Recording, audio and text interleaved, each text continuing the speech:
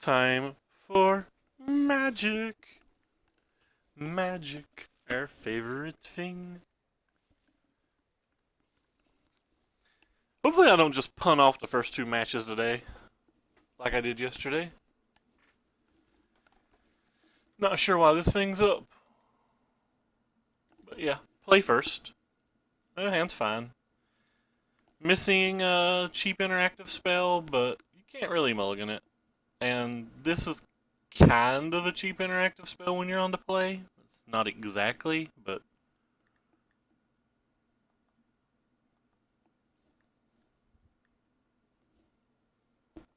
opponent's down to 6. They've kept. And they put a card on top.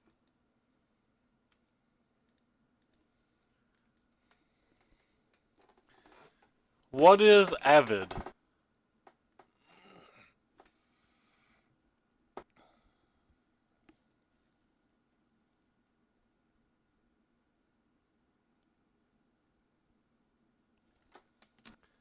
Hmm.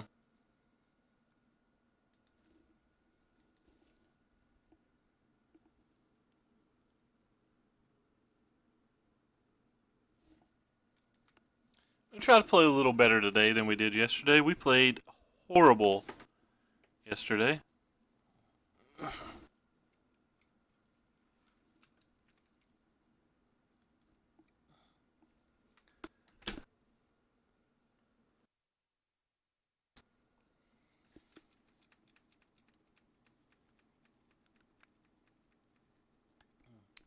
Would counterspell a Selfless Spirit here? Hmm. Less sure about countering that one. It's probably worth countering it. What's up, Dan? It attacks for enough to, I guess, it's worth countering it.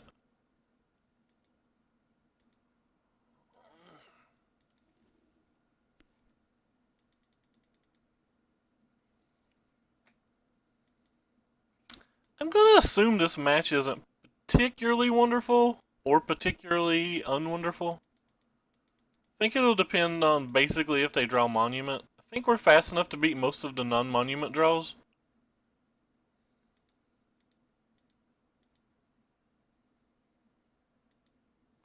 That was actually a pretty good draw.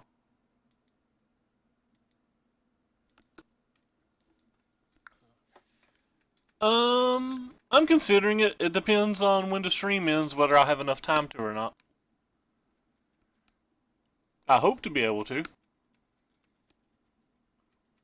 Just realized our opponent's name is Chalupa, and now I'm hungry. I believe that's how that works.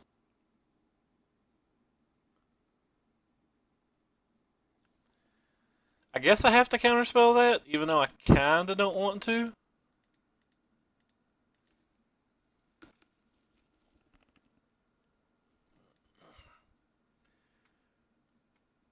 No, we hit our land drop, so. I'm not going to cast Glimmer here because I'm going to give him an opportunity to spell snare the Glimmer and play into the Fumigate. Hopefully he doesn't have like a spell snare and a Selfless Spirit. That would be absolutely miserable for us. I say spell snare, but I mean spell queller. Don't know why sometimes I'm not able to speak. Well, that's fun. Well, at least I didn't have the land to go with it. And play a queller, that is. Well, that's... I'm not too happy about them having two of them, though. That's a lot of damage. So let's see what happens here. If I keep both of these, I go ahead and pop that, they sack that, and this flips. And I'm dead, pretty much. 1, 2, 3, 4, 5, 6, 7. Yeah, probably can't keep either of these, can I? Probably just going to lose unless we draw a second Fumigate. Well, we drew a second Fumigate, so... We have some opportunities now to win. If they draw a second Selfless Spirit or a counterspell, we don't, but...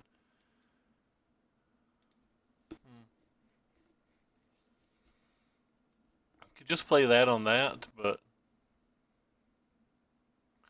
Yeah, I can cycle that. Might as well just let them counterspell to Fumigate.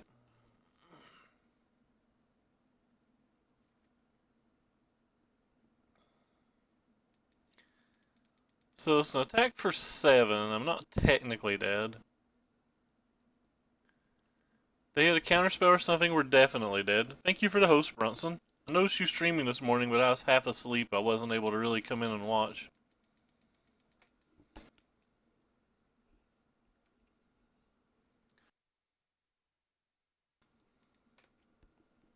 Really would like our opponent to tap some kind of mana now. Just play a spell of some kind? Not a spell of some kind. Well, that's probably bad.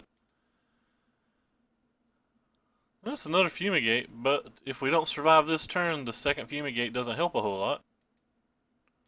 There's an approach. That's pretty good.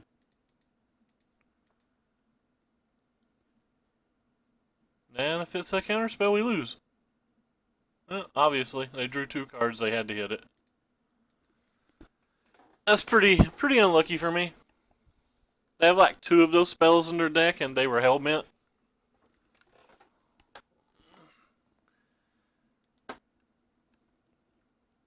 I believe the cats are actually decent here. Being able just to block the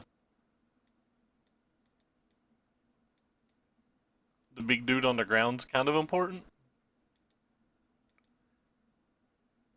And Valas are probably decent here too.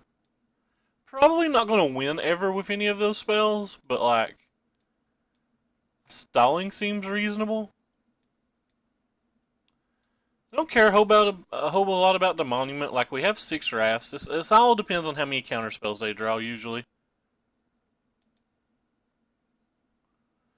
This hand's weak, but it's good enough to keep. So we had 2 pretty weak hands. Our opponent mulliganed to 6 again, but that didn't stop him from just crushing us last game. Anytime opponent mulligans to 6 and then scries on top and you keep a mediocre 6 or mediocre 7, I feel like you're way behind. And that happened both of these games.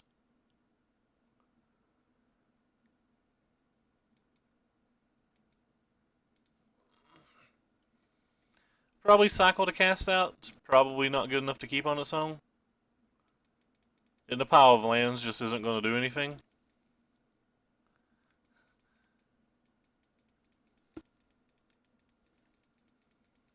Hopefully we'll have a decent turnout tonight. I know Sean, Corey, Ricky, and Gunner. And somebody else isn't coming. I don't remember who somebody else is.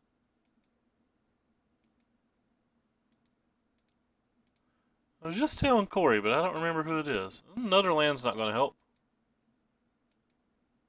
Well, that may, depending on whether they have their beautiful Selfless Spirit. Who was the... Oh, Mark. Mark said he wasn't coming. That's it.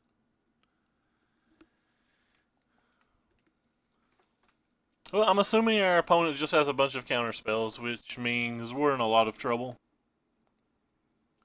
Luckily, he's not really putting pressure on the board yet, though. He's just going to Selfless Spirit. Christian did say he was coming, but it's a little awkward. I wonder if he'll be allowed to play. So many conflicting stories there. Alright, well, it's time for us to get counterspelled.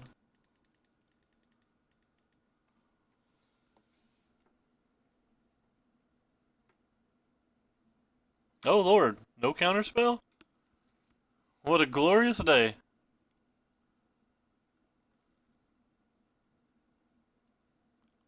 Well, that doesn't attack very fast. One turn too late on the Selfless Spirit this game, and he still just went crazy, but we have Descent from the Sinfuls in our deck or whatever. Probably should be playing the non-Blasix just in case he is playing Heretic Cathar, even though Heretic Cathar is not a wildly popular card.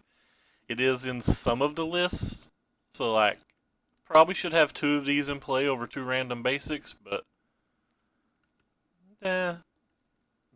He didn't attack with this. Is he that worried about a Torrential Gearhulk?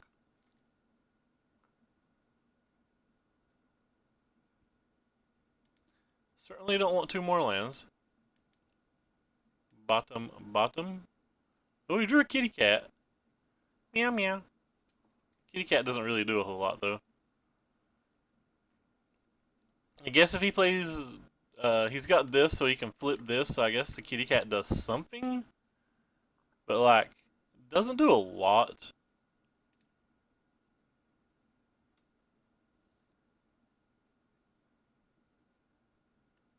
Nah.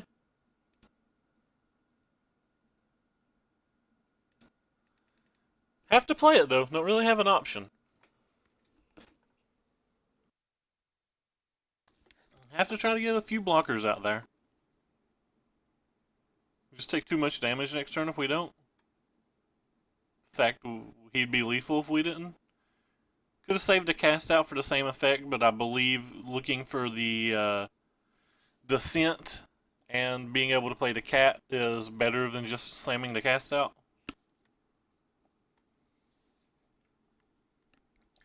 Either way, it's a pretty large amount of damage.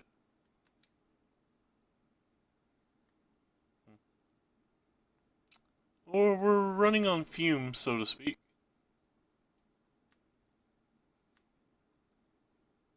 Gideons do some things, but probably not enough of the things here.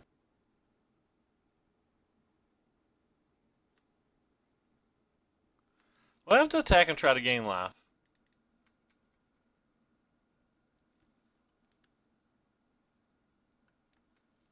Could have used that, but I wasn't exactly sure if I'm even going to try to cast that yet.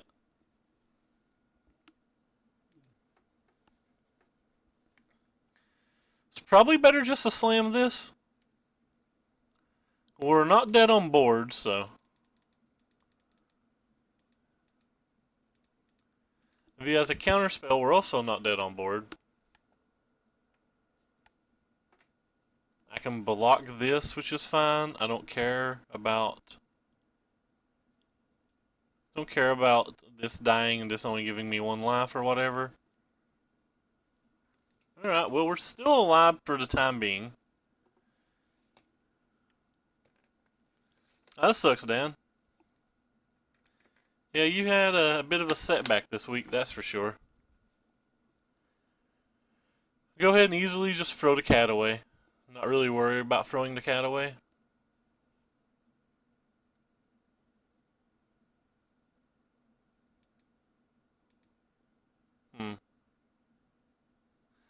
So we can get to our sensor next turn, but like I don't know if getting to our card even lets us win.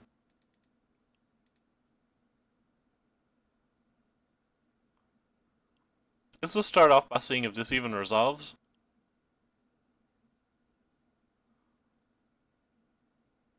So we're gonna negate that? Sure. It's canceled. There's not gonna be one. Card Cave's done with their Saturday series, they said. Even though they told me just last Wednesday they'd probably run another. I'm on the fervent belief that the guy just forgot.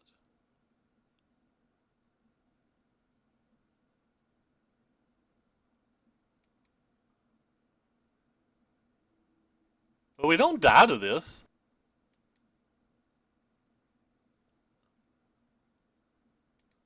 So if we don't die to this, that means he has to have a counterspell in hand, right? How else could he ever make this play?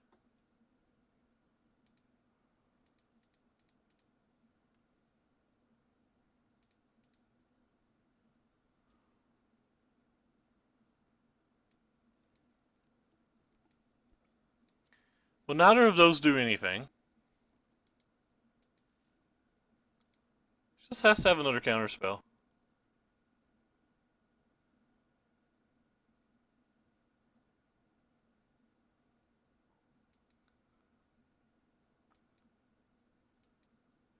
And we have to get lucky and hope that it's not negate, I guess. If it's a second negate, we're probably going to lose, but as I've stated multiple times, when our opponents have multiple negates, it's pretty hard for us to win anyway.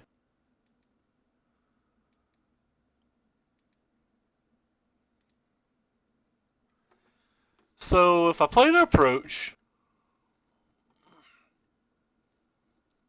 I'm just dead if he has a negate. If I play the Limvala, I go to 7, and I can block, taking 1, 2, 3, 4, 5, 6. That doesn't seem worth it. Seems better just to cast the approach and hope. Trying to survive one turn doesn't really feel like it gets me anywhere, so it's better to go for the win. And if it's a Metallic Rebuke, like we have 3 lands, it had to be literally second negate, and I don't think they play the full 4 negates usually. Alright, well we got there. Stalling another turn doesn't make it any better for me really either, because it's not like I'm going to draw a hard counter spell and be able to get around the negate, and he's just going to attack next turn. He doesn't even have to tap his mana. Alright, well we got that game. So opponent played around this spell being able to block, which I guess is good for him.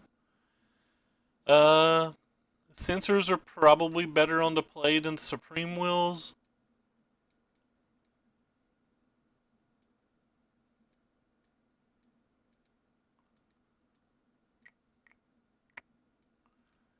I wonder if the 40s are any good here. 2 40s gains me just an absolute buttload of life.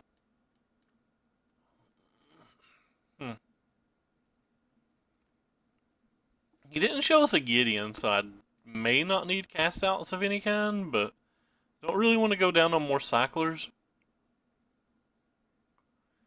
Blessed Alliances don't seem particularly good in this match. Alright, Blessed Alliance is out. You in. I think you guys will gain me more life. And everything that he's going to stack with the Blessed Alliance is like a 1-1 anyway. I think over the course of the game, the 40s will gain us much more life than a Blessed Alliance. We still have cast outs to try to beat a Westvale if that happens as well. So it's not like we're dead just to Westvale. Well, it looks like it's our turn to mulligan to 6. I wonder if we get to keep on top. Yeah, well, we get to keep, at least. We did not get to keep on top, though.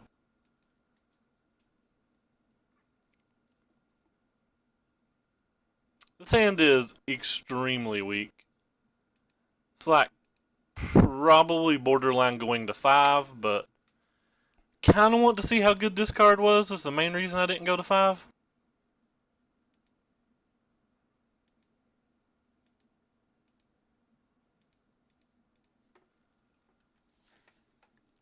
It's probably not 5 anyway. Like, we have 3 lands. 3 lands is kind of important. We have a double cycle.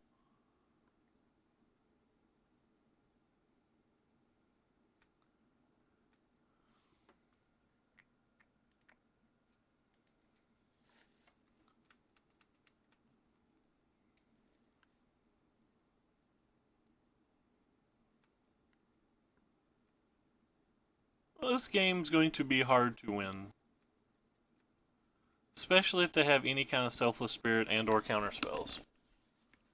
It looks like they have only Selfless Spirits and or counter spells. Well, Censor's pretty bad versus Selfless Spirits and counter spells, so. What sucks is I'm probably going to have to cycle this cast out as well. If they're just wasting a Spell Queller to get a little damage on the board, that's pretty terrible for me as well. That pretty well ensures that they have more counter spells.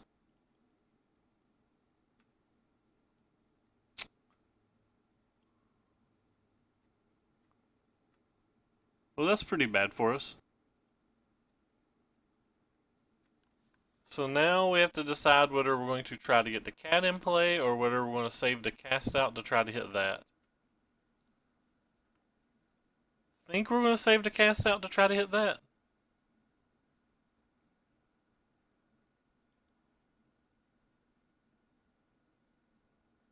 Well, that's probably our best way to win. But He just has a million ways to beat that. He just needs like a negate or a metallic rebuke, which I think he has both in his hand, and we just lose this game if he's got either. I'm gonna go ahead and cast out now though instead of waiting, because if I wait he's got Spell Queller mana. Oh well. Looks like this game's over. So that's an attack for 11 even if he doesn't add to the board. If he adds to the board it's an attack for 13.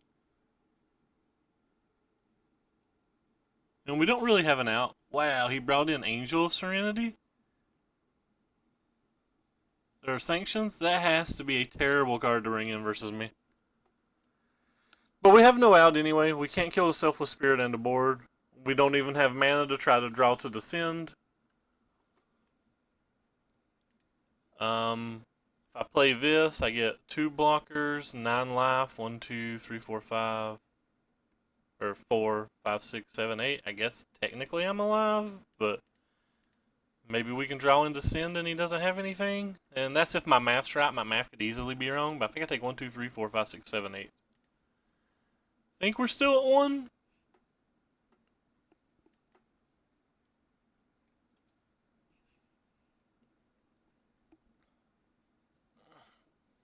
And he could have 1,000. He could just have another angel, cast out anything, and we'd be dead.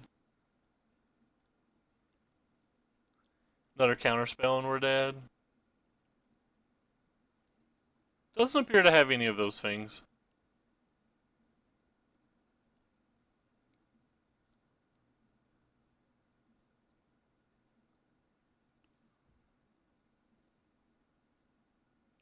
Fortunately, I can't block the Selfless Spirit or I'm also just dead.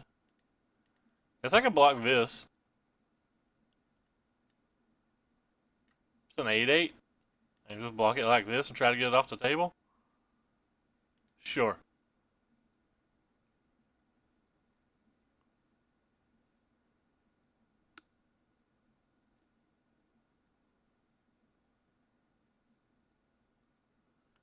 Okay. Well, opponent didn't leave mana up, so if we draw Descend, we're in this game. So we have 2 strong outs now.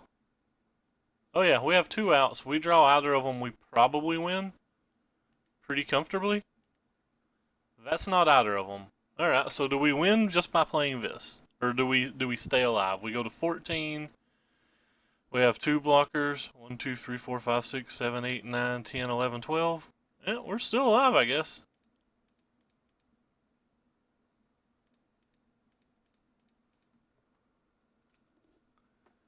If they don't have a counterspell, we still can just draw one of those 2 cards and get there.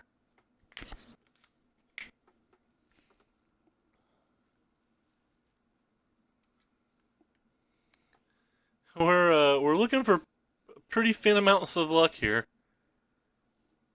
It's not unreasonable. We didn't draw out any of them in game 2 either, even though we wouldn't have had the mana in game 2, but...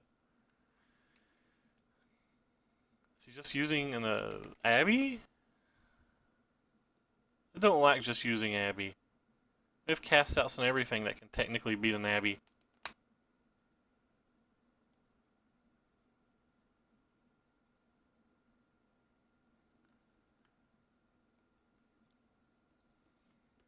Alright, so if we blocked those 2, we would be dead.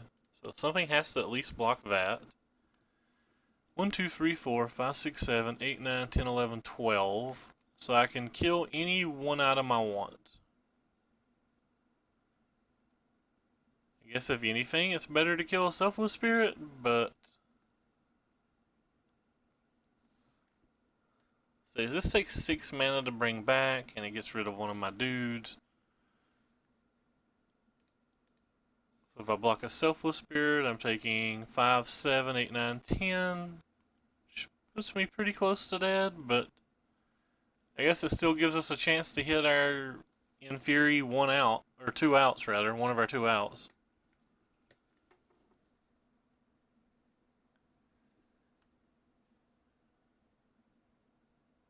Yeah, we can't make any other blocks.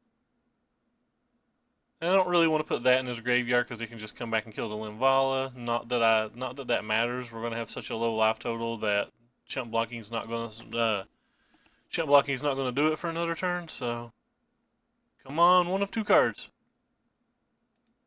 Well, we get a redraw.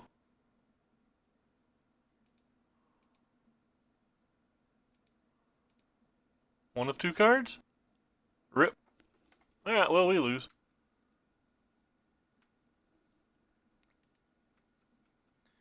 No out now. Well, we have the cards in the deck, but it just didn't matter.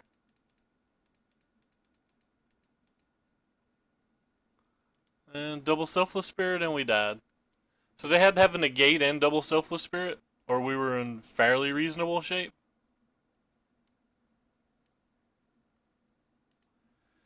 And we had to miss on Outer Descend. We probably have as many Descends as they have negates, yet they had to negate both game 2 and 3. Happens. That match has to be bad, though. Any deck that can put on pressures and counter spells has to be bad for you. I did expect to win game 1. I was kind of surprised we didn't win game 1.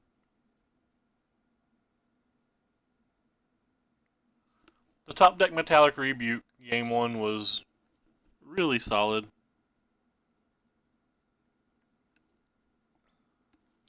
Anyway, for anybody new here, you can do the typing exclamation mark deck list thing, and it works. You can also go to the description below in the Twitch, and on that description there is a link to both, or there's a link to my Twitter, and on my Twitter all the deck lists I play every time I go live, and a link to my YouTube's there. And if you're on the YouTube,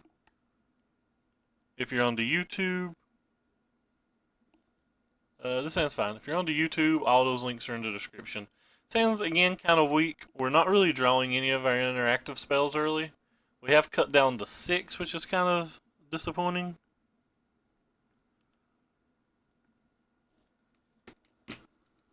But we do have a Censor. When you're on the play, the Censor almost doubles as one of those interactive spells, at least versus certain decks. Red deck wins. This is probably bad for us, considering Fumigates is one of our less stellar cards in this matchup. But we were on the play, so we'll get to snag something with the Censor. If we draw a Gideon, or a Meltdown, or a Blessed Alliance, that will help a pretty large amount, but this isn't really the type of hand that we're going to win with.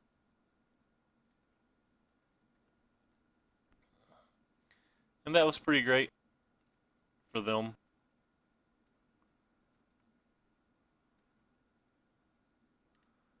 Well, don't think we're going to have this much time, so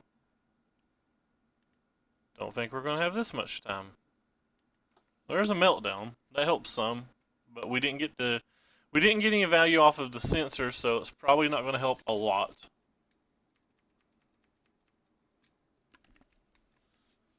Another one of those days where we just get crushed, and we just get crushed early and hard.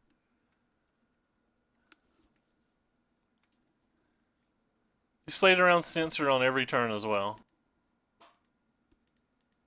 Which isn't a deck, or isn't something that the deck really has the liability to do, but we just didn't draw anything, so pretty easy for him to do it when we literally draw nothing. I guess we're gonna hold that to cycle.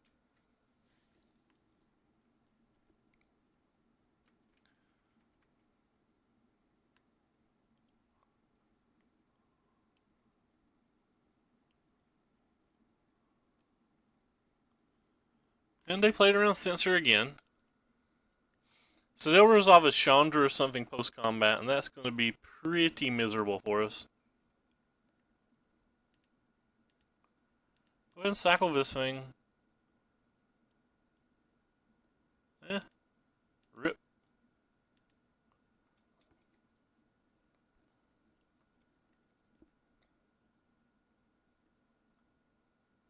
Do get to gain some of the life back, though. I have to stop drawing lands. So they at least go up to 12. They just untap and have a Chandra. We're drawing pretty thin. Really? They give it 6 points of burn for 4 random cards? Not sure that I give up 6 points of burn for 4 random cards. I guess it's putting 1 Earthshaker in the graveyard, so that's fine.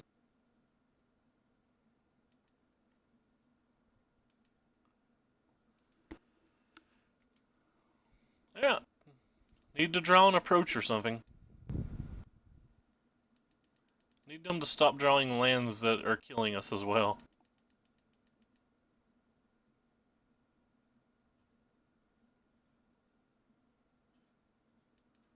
So we get the time walk back to 12 this turn. And then we need to draw a real spell next turn.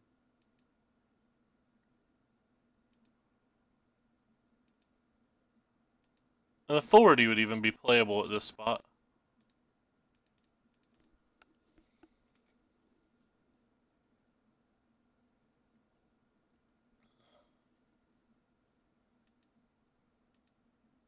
Yeah, well that's playable in this spot.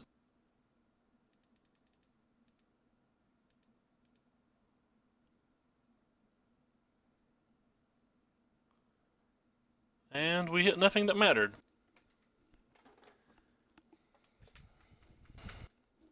So they can just run back to Earthshaker play? Or they can like resolve better spells?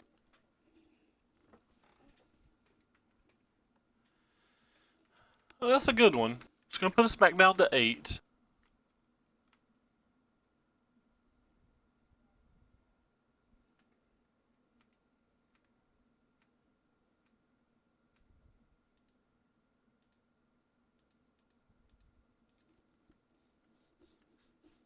This approach of the Second Sons, is it quick enough from where we're at in this game? I mean, even if it ain't quick enough, I guess it's the pick.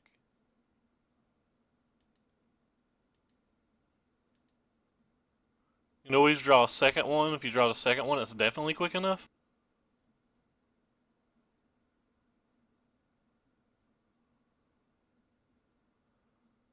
Alright. So opponent's going to get 2 more attack steps at most. This puts us at an effective 11.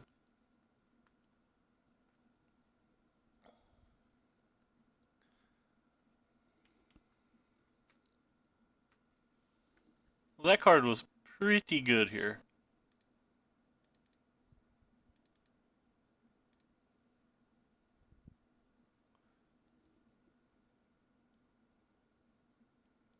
We go up to 12 with this. Sure. We have some insurance now with the Blessed Alliance, and we're 6 cards down to win.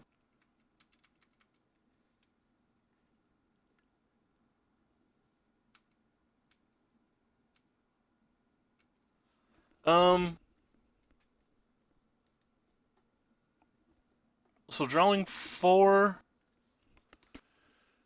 and a 5th for our turn, so any cycler lets us win.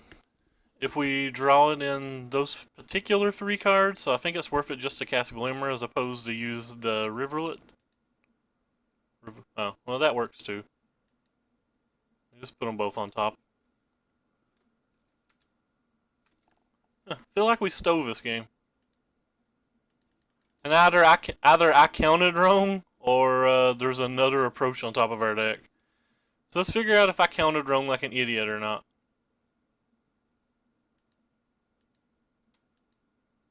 Nope, didn't count wrong. There's just 3 approaches in that little span. Alright. Glad to know I didn't count wrong. I would have felt real embarrassed if I counted that badly. I just felt real embarrassed that I counted that badly that I like completely forgot about 3 cards. Oh Lord. Lord, that would have been embarrassing. Like, I've miscounted on stream, but I'm only been off by 1 when I've counted before, and it's mostly because I've been talking to people. I'd feel pretty upset if I wasn't really talking to anybody and miscounted by that many cards. I've been taking 2 Fumigates out, but the more and more I watch people sideboard, the more and more I think these Fumigates are actually good in this match. I don't want to take any of the sensors out on the draw. It's reasonable to take a couple out on the play, I think, but I don't think I want to take any out on the draw. Oh god, would I have felt embarrassed. Our opponent's 3-0, by the way. Not that I mind playing versus a 3-0, I'm just making a comment about how, like, screwy the pairing system is on Modo. Thank you for following Lumpy Lamb 27, we appreciate it. Alright, so this hand's actually a pretty good hand, but we're on the draw versus the red deck, so like there's just no way we're going to get to our 5 and our 6 mana spells with 0 of our interaction early. So we have to mulligan, even though that hand had effectively everything we wanted in it. This hand's not reasonable either really, but we have one Blessed Alliance, which is one decently interactive early spell, so it's a better keep than the other one. I don't know about heavily favored. Oh lord, that card. I think this card is very bad in the red decks. Even though Sampardi said they were very good for him, I just don't understand how they're good for him. They seem like they're only good on exactly the play and only good versus like a quarter of the matchups. Or something insane. It certainly did work here, but like it legitimately only gained 2 extra points of damage as opposed to a mage.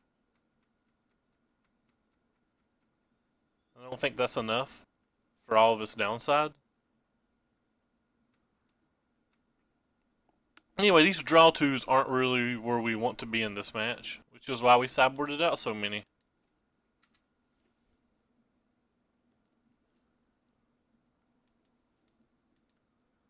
Rip. Really needed another interactive spell there, but yeah, we're pretty crushed this game. But that's why we sideboarded out 3 of the 7 draw 2s. Just don't do anything here. Don't do anything at all here. I think the mage is pretty considerably better. Like, I don't even think it's particularly close to how much better it is. Well, I'd say we're just dead. Our opponent's not playing lands and still has 3 cards in hand, so I can't imagine a way we're alive. Like, I have a pretty vivid imagination, and I can't think of a way that we'd be alive. Oh, now we're just... I guess we're not dead on board. We can censor into, like, a Blessed Alliance. But again, he's got 3 cards in his hand, so even if we hit here, it probably doesn't matter.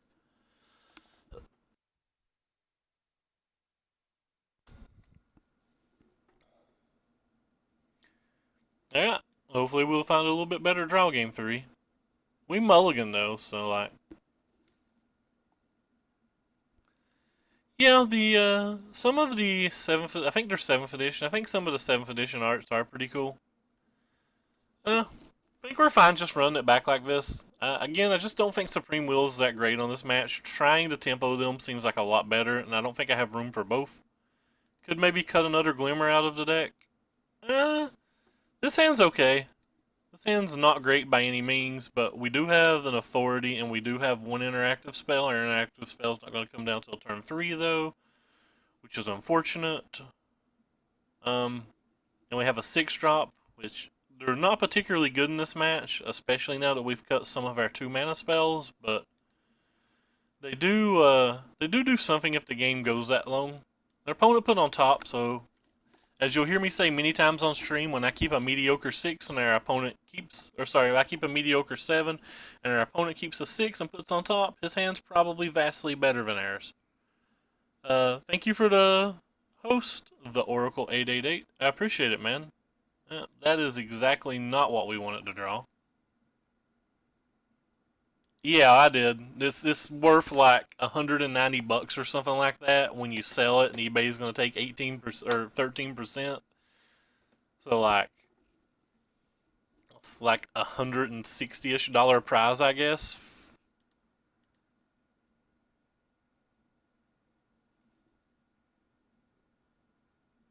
I'm certainly not going to it. I think the value's terrible. That's kind of interesting. This card's really good, but I don't think it needs to come down this turn. I think it's better for us just to use the Blessed Alliance here. Yeah.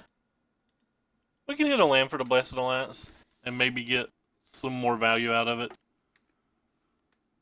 Taking 2 damage, if we get to the 40 would guarantee us gain 1 point of damage. So overall, I believe if we hit an untapped land, this equates out to a higher amount of life gained.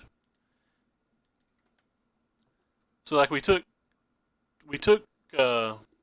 1 extra damage last turn, but we'll gain that 1 extra point of life back literally the first time that he plays a creature.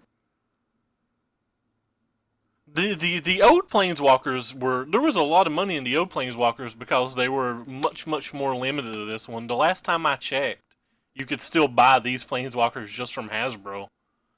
Like I don't know why I want to drive 2 hours and spend $25 on something for a chance.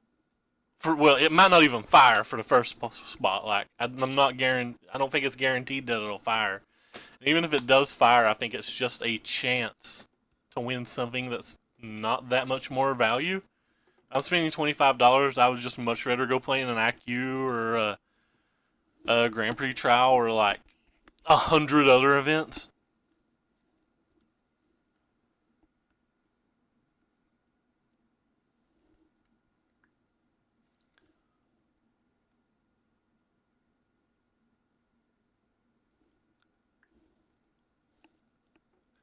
I don't know why we're waiting on our opponent here, so I have to apologize to people. I'm playing around on Facebook and Twitter while talking.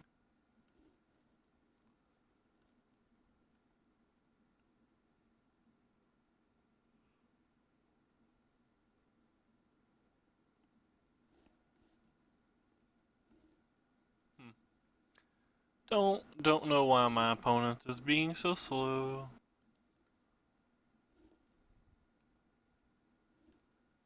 Guess I'll throw up the deck list since our opponent seems gone.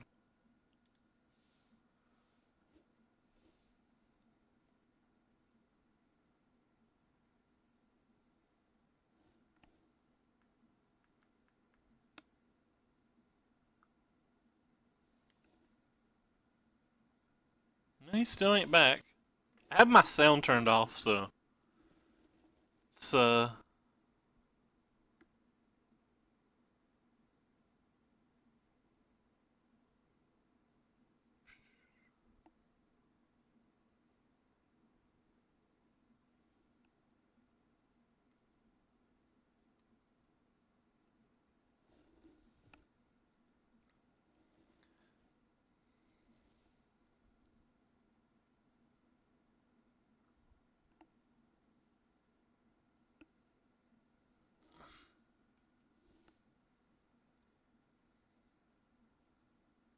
he still ain't back. Sorry, guys.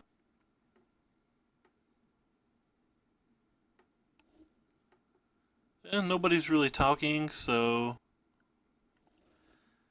some guy on YouTube asked if we've tried emulating Glarius to the Meltdown. We have. It wasn't particularly good because you really need to spend the mana on Meltdown on turn 2, and often their creatures aren't attacking till turn 3 and turn 4, which is the turns that you need to be resolving your Supreme Wills and your Draw 2s if you have them. The Effort Meltdowns are a bit of a nombo with the Blessed Alliances, but unfortunately there's just not a better option for what this deck wants to do. They probably can't hear this, so I'll respond on YouTube as well. I'm just trying to kill the dead air. And a guy suggested Scavenging Grounds and Crook of Condemnation to beat the Reanimator decks. I've gone over this a few times, but again, I've got like 20 different videos or whatever, 16 or 17 different videos for this deck, so they may not have actually heard the rants, but like we don't lose to the Reanimator decks because of what they're doing with their graveyard. We lose to the Reanimator decks because they go through 75% of their deck just with their card draw and their card manipulation, and that they find like 3 negates or like 2 negates and 3 transgresses, or they find their Lost Legacy and they can protect it with a negate. Like our backup plan of creatures can't ever beat their deck, so we can only beat them with an approach. but it's extremely hard to beat them with a 7-mana Planeswalker, or sorry, a 7-mana sorcery when they can just draw 3 negates, or they can just draw 2 transgresses, or they find their Lost Legacy every single game. Like we just can't do anything about that. I don't actually think that match is fixable, which is why I've not really did anything to try to fix it yet. So our opponent's DC'd. He's been DC'd now for 5 minutes, so either he'll come back or we have to sit here for another 5 minutes. Either or. Eric Hawkins is streaming today. Guy's pretty good. He's streaming the Jeskai Gifts deck. If you're bored here, I would highly suggest watching him. He's a good Magic player. He's smart. Rudy's streaming, but he's streaming Mono Red. Screw Mono Red. And DeCandio's streaming some cool brews. A Sultai Energy deck and a Grixis deck of some kind. Sultai Energy deck looks pretty sweet, to be honest. I like the idea of playing Snakes and Glint Hawks and Rogue Refiners all together. They're a friendship made in heaven. The opponent's still not back. Oh, opponent's back. Maybe he'll make a play. We're probably pretty favored this game as long as we hit some land drops, or as long as he doesn't have an extremely impactful spell on this upcoming turn. If he just has like Land Chandra or Land Hazoret, we're going to have some problems. I don't think it's necessarily boring to watch. I don't know. I've played it so much that it doesn't excite me a great deal. And I think there's so many different approaches to how to build the deck and or how to sideboard the deck that when they're not playing the decks that I like, it makes it a little less fun for me to watch. For example, like I don't really want to watch people playing Messenger because I played Messenger enough to know that I personally don't like it. And that doesn't mean it's a bad card. It just means it doesn't fit my style or whatever. So unfortunately, he can resolve any 4-drop he wants, which is the biggest threat from their deck.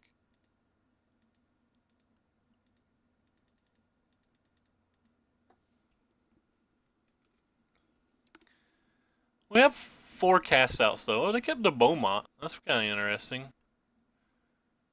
If this is Chandra, we're going to have to look for a cast out pretty hard. If it's a Hazoret, we can find a cast out or a Meltdown. And if it's just deal 3 damage to me, we ain't worried about it. Not for 1 draw step anyway.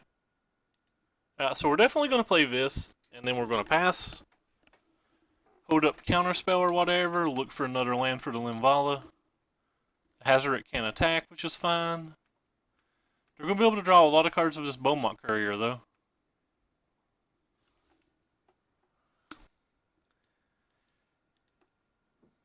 I do think Mono Red kind of ruined this format, though. A lot of people love this format. Like, I am the big minority about not liking the standard format. I like standard formats that are not necessarily defined by one deck.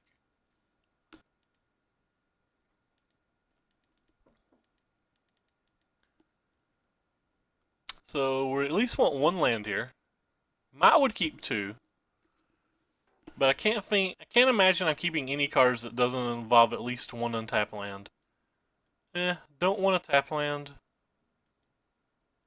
I think any card in our deck on average is better than a tap land.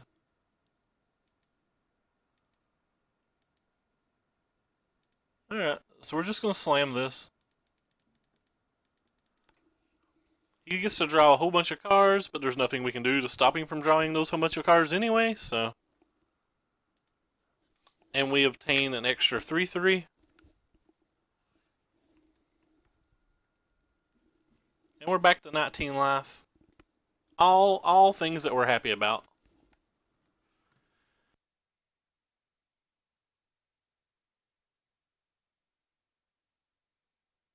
Crasher comes down, but it can't make my guys not block. Interesting. Probably just gonna go ahead and slam the approach here. Puts us at a pretty high life total, and it says that... Oh, I made a mistake. I was supposed to play the Rivulet. If I played the Rivulet, we get to remove one entire draw step from him. But I guess it doesn't really matter that much because I can just play it next turn, use it next turn, and then play the Glimmer, post it, and they get the same amount of draw steps. So, like, it was a play mistake, but, like, it's not a play mistake that affects the game. I guess that's what I should be saying.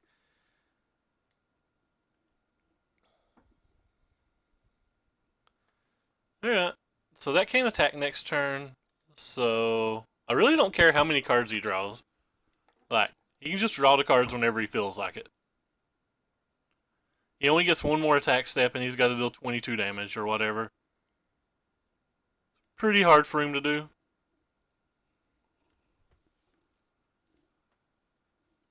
Alright, so opponent just gave up.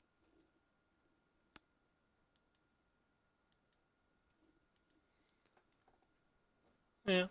But we would have played the Rivulet next turn, putting us down to 6 cards away. We would have milled ourselves 2 cards away, and we had enough mana to also play the Glimmer. So he would have only got one more attack step. Anyway, beat Mono Red. Rudy keeps telling me I can't beat Mono Red, but as you guys keep seeing, I win about 80% on stream versus it. Now, I do believe that 80% is higher than expectations. I figured a match is closer to 70%. Maybe even just the high 60s, like 67 to 70. I think I'm running a little good. Obviously, I'm running a little good. Like, I shouldn't have won game 1 versus reasonable keeps. But, like, I feel like we're a decent favorite in the match. People just tell me that we can't. But cards like Effer Meltdown and stuff like that are cards a lot of those guys cut when they were testing the deck, and those are really the cards that pushes this over. The 2-mana interactive spells are really why you beat the mono red decks. Like, when you're starting to cut these cards and you're not casting any interaction until turn 3, and then when you sideboard out your Supreme Wills, you don't have anything until turn 4, you're not going to beat them. It's playing as many of these spells as you can play on turn 1 through 3 is what lets you beat them. So it's like it's just a completely different approach. And I don't know if they were all playing 4 cats. These 4 cats are absolutely ridiculous. I mean, these 4 cats are stone ridiculous.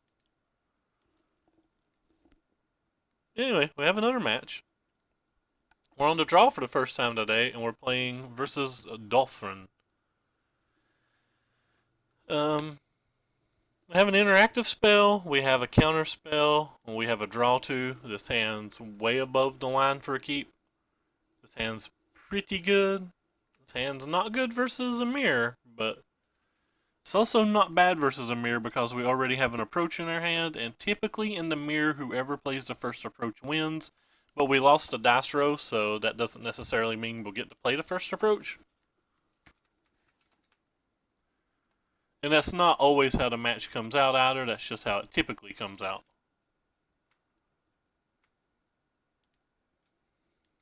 It looks like we're going to have to waste a Supreme Will to look for a land.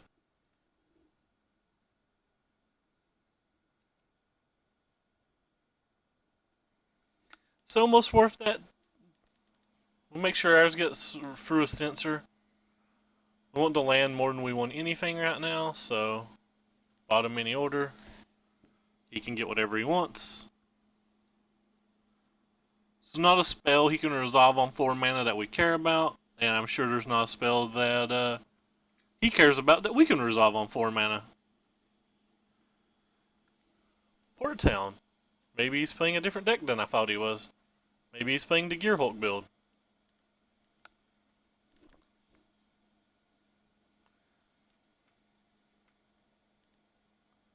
We're going to have to discard this turn probably.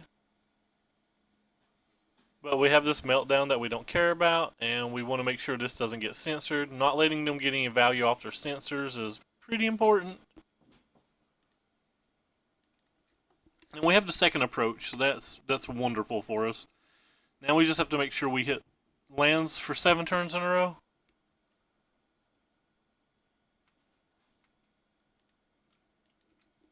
and that they don't have the counterspell when it comes time for it.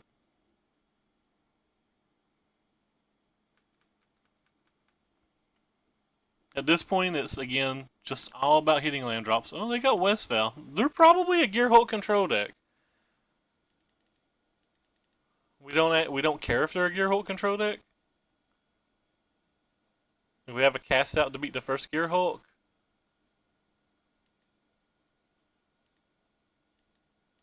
And we'll wait a turn before we do any cycling. We probably won't do any cycling at all now.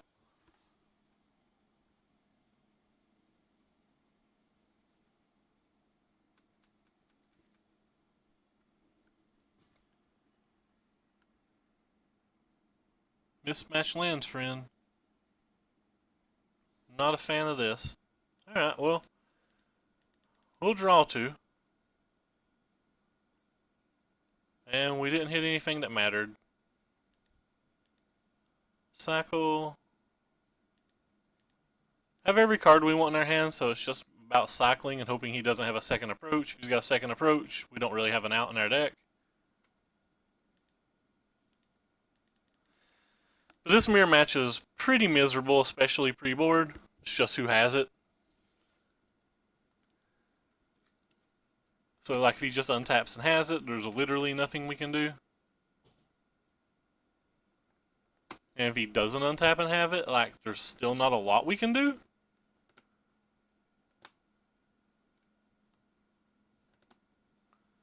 Can't even play around Censor in this spot.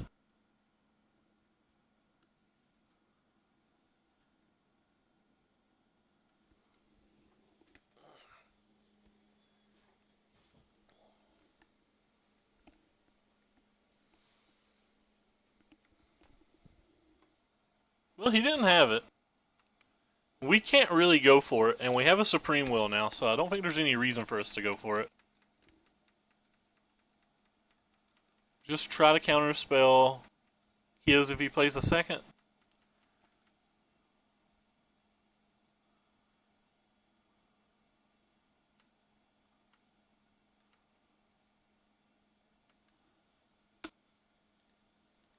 Yeah, so we cycle a cast out. Cycle a cast out.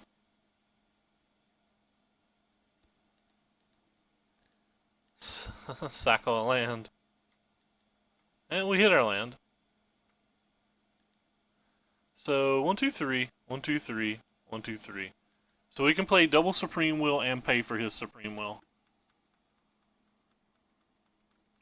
Yeah, well. Hopefully he'll tap some mana at some point, or we're just going to have this boring game where we press F6 a lot. Sure.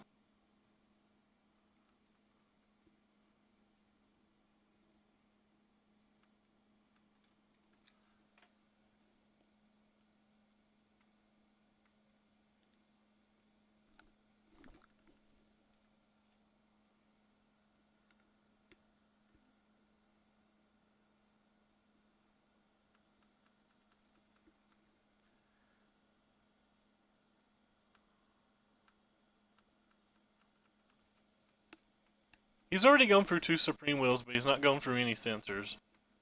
There's just no reason for us to play it.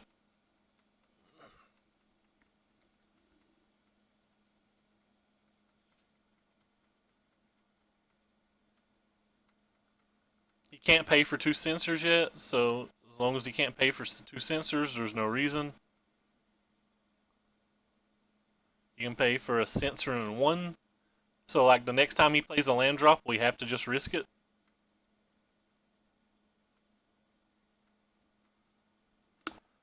Or hopefully we just find our other Supreme Will ourselves.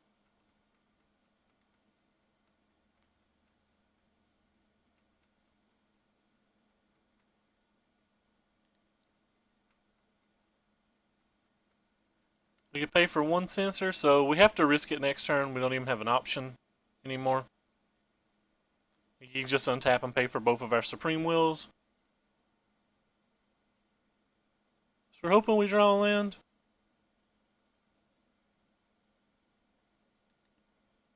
Alright, he's going for it. This seems like an awkward time to go for it.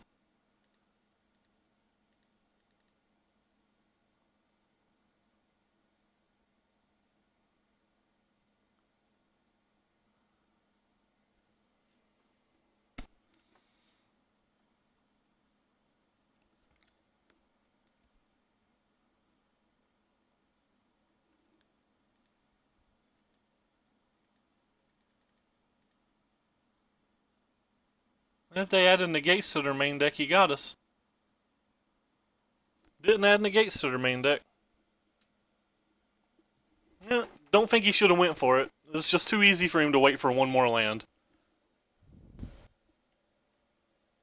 And we were still 3 lands off of paying for a double wheel. If he didn't have a counter spell, I guess he had to go for it because he knows we have to untap and go for it for ourselves. So, but he wasn't cycling anything. He was missing land drops. So it's pretty hard for me to imagine that all 6 cards in his hand were just dead. But they could have been. I'm not saying they wasn't. I'm just saying it's not a real likely thing. So when we go to the sideboard, these cards are our least good cards, but we can't sideboard all of them out, unfortunately. So negates, summary dismissals, and the Gearhulks are the easy bring-ins. The Caracals aren't particularly good, but they do get some work done. The Limvalas aren't particularly good. The Blessed Alliances aren't particularly good. I guess we'll keep a couple Fumigates in just in case they get some kind of Caracal draw that goes crazy on us.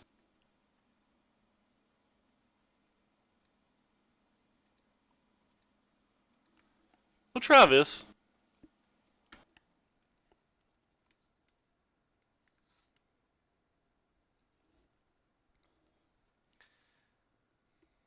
Pop up this a little bit so people can see all the lands.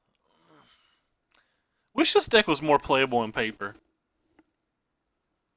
I really want to play this deck at my local Friday Night Magic, but I'm not brave enough to. I don't think I'd be able to finish rounds, and I think it's not great versus a lot of like off the wall decks, which there's a lot more of those in those type of places. This hand's fine. We have cast outs, we have cycles, we have a draw to, and we have an approach. An approach is what matters. Our opponent has a turn. Okay, turn 1 cycle. Gotcha. I was gonna say our opponent has a turn 1 play. My mind is blown. I have no idea what this could be, but it was just a cycle, so.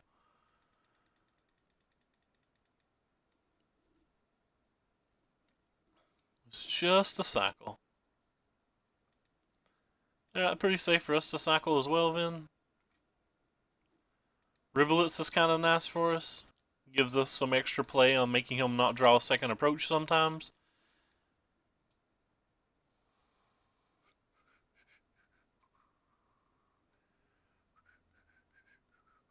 Go ahead and cycle this.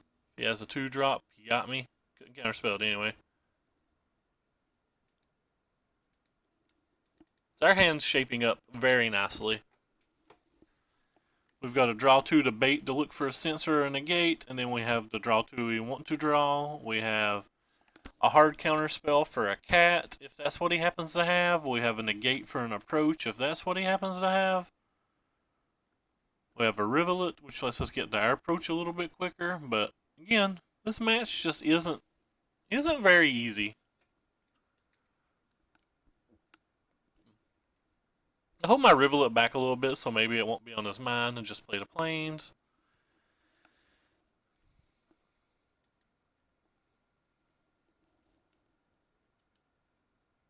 It's kind of pretty. I don't know if I've ever looked at that art before. So we're just going to Hieroglyph on this turn. If he counterspells it, he counterspells it. It's generally not good to counterspell to card draw spells, but some people do, which is why I was playing around censors last game. This game, we've already got our lands, we already got our approach. I don't really care if he censors, and he's already gone through 2 censors.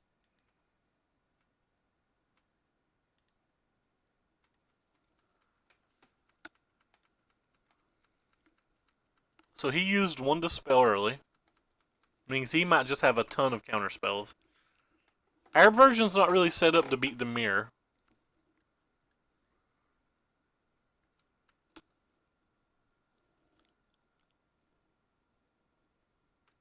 Sure. Again, we don't really need cards. We have everything we want, but we'll still cast things like Glimmer just because we can get more things we want. We'd probably even cast Glimmer into a face of a Gearhulk, which would have been arguably bad, but don't think the game would have come down to Gearhulk beats. but maybe I'm wrong. Oh, well, we'll keep draw 2. And I guess we'll put a land on the bottom. We drew a cat that I have no intention of casting this game, but it's better that than a number of other things. Now here's where it gets awkward in this match. Like, our opponent can just untap and cast Approach. And then that puts us in such an awkward spot because, like, we can't play our Approach.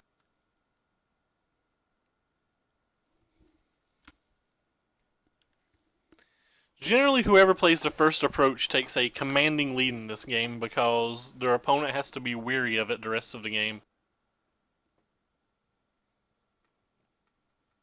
But we do get to censor it if they do play it this turn.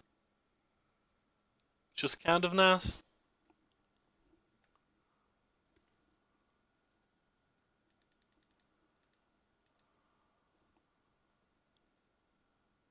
Well, we certainly don't want either of these spells.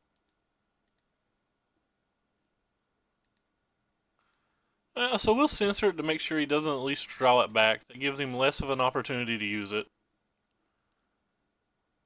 Like how I said, I have no intention of playing this cat, and I'm just going to play this cat now. The cat's a 3-turn clock, and we have a lot of counterspells. So with the exception of him having like a second Approach in his hand and exactly a Dispel, which he's already used one Dispel, we're probably a decent favorite to win. I mean, he could obviously just have his own, like his own cat or his own Linvala or Fumigate or something, you know, but... Sphinx of the Final Wind. Well, we don't care about that card at all, do we? We race it if he attacks, so he can't really attack. Go ahead and not cycle this, I think. I think I need to land, right? So I have 3, 4, 5, 6, 7, 8, 9. Yeah, I think I need to land. Alright, sure. I guess we won't cycle that.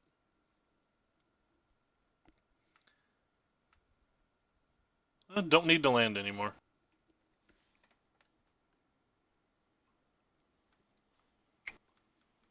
Probably try to resolve our Approach this next turn. 3, 4, 5. So that's the second Approach. So we're going to use our least efficient counterspells. Just try to remove it from the game, see what happens.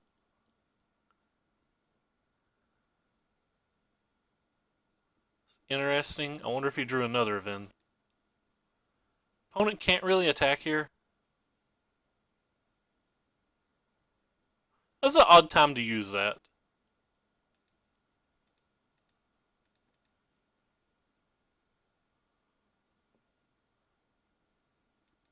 That doesn't do anything in this spot.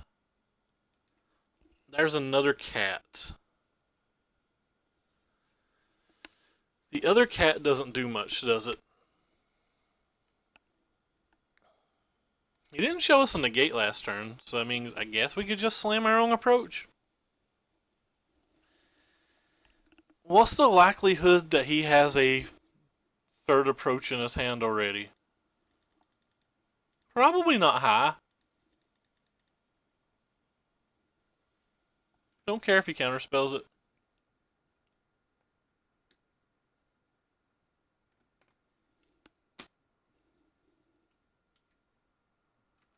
If our opponent has any type of counterspell and a third Approach, we lose, but like the odds of him having the third Approach when he's not really tutored that much is pretty low.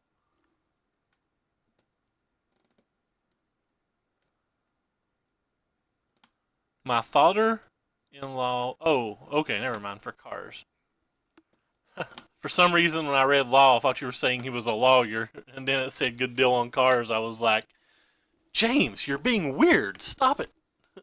But that's because I was too stupid to read English. Derp. Derp-de-doo, raised stupid. Whee! There's a Fumigate. I guess we're just not going to play the Fumigate. We're going to play this little Gideon that doesn't do anything. Doesn't do anything at all, do you, Gideon? No, we're not going to play this Gideon, I don't think. Could just cast Fumigate. Want another land, really, before I cast it? Yeah, I think I want another land before I cast a Fumigate.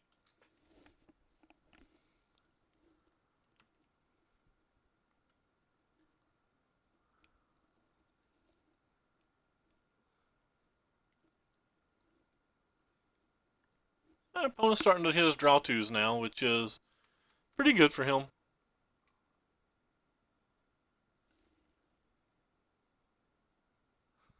No, I just can't read, man. I just cannot read, is all it is.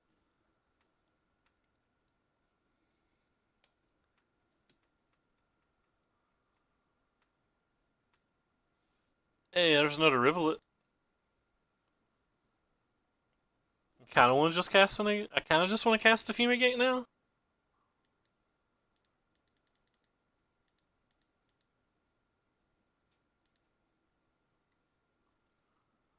And then try to cast a Regal next turn.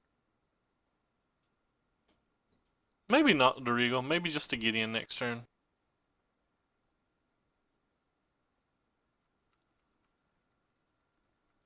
Probably the Regal, though.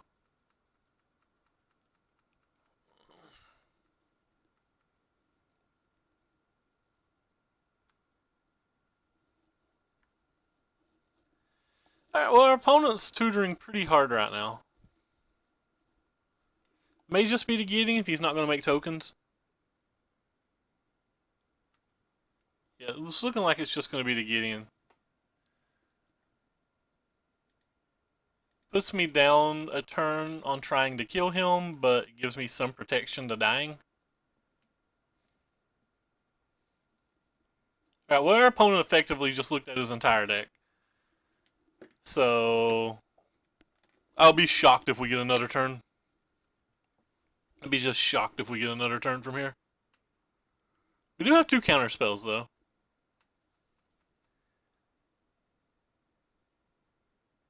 He's only got 4 extra mana, 5 extra mana now.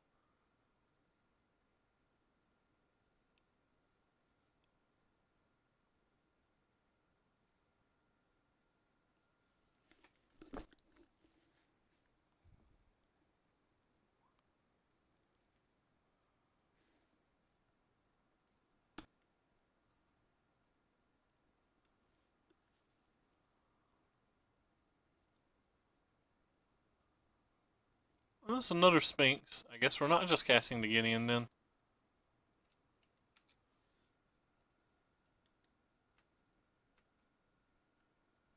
The cast out doesn't do anything. Might as well try to cast our cat. Our cat means he can't really attack with the Sphinx. You can't come close to winning a race, so.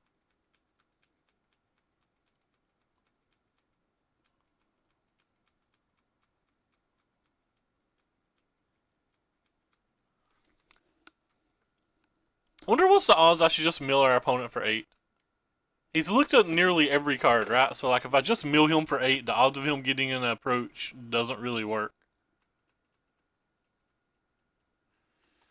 Well, the Gideon emblem is what we were going to do prior to him casting another Sphinx.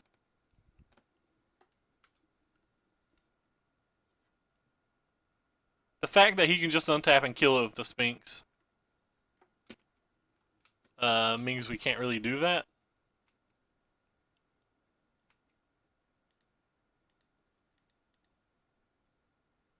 Wouldn't mind to find a draw 2. Well, we'll take a Censor. So draw 1. So draw 1 kinda. There's another approach. Really looking for lands this game.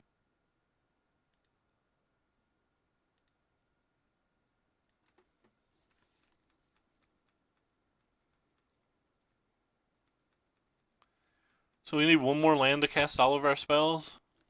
And then, like, we could still just lose because obviously he will have drawn more spells than us at this point.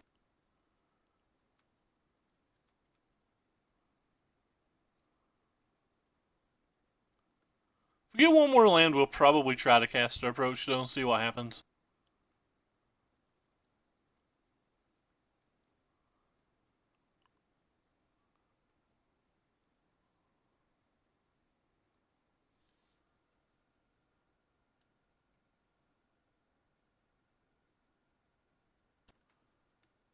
So we can't even use our counter spells because of the Sphinx.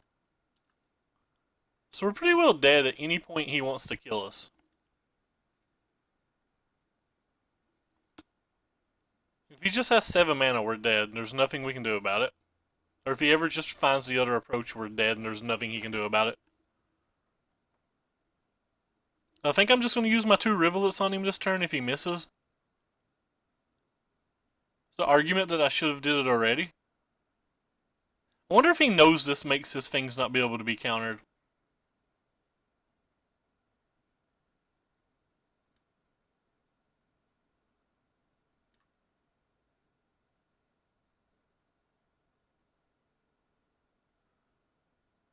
Because to be honest, I'm just now learning that. I did not know that had extra text on it. I've never played one on Modo, never had one played versus me, and the ones I own in real life are in Russia. I had no idea I had that bottom sentence on it. In fact, I'm pretty sure I've just cheated people on paper. I'm pretty sure I've counterspelled spells.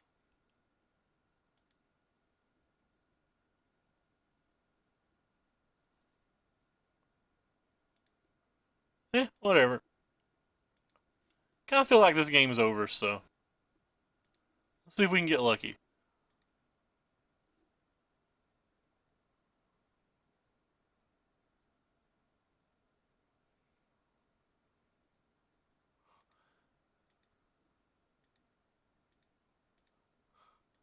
Well, apparently opponent didn't have it yet, so. This is kind of funny. He's playing draw spells in response to my mill spells because we're all looking for his last approach. And we hit it. Well, that's fun. Hopefully he doesn't have 4. Hopefully he doesn't have 4.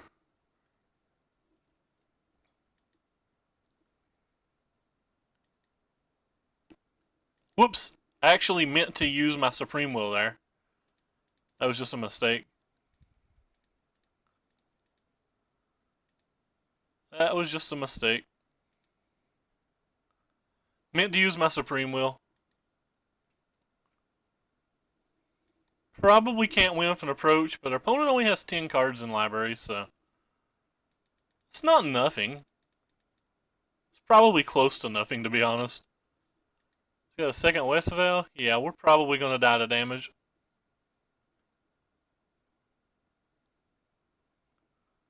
Alright. Maybe we're not going to die to damage. Okay, that's better.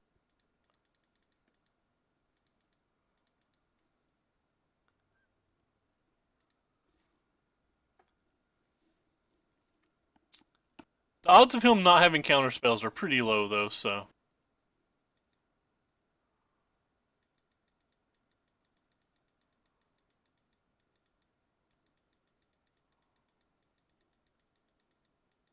We need to find our other Rivulet and hope it's enough.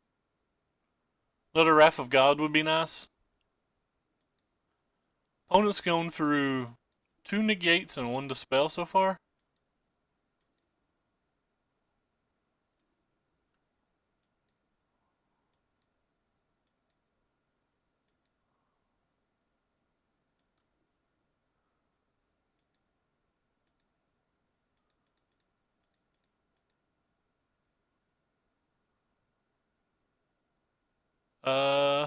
That's kind of an interesting question.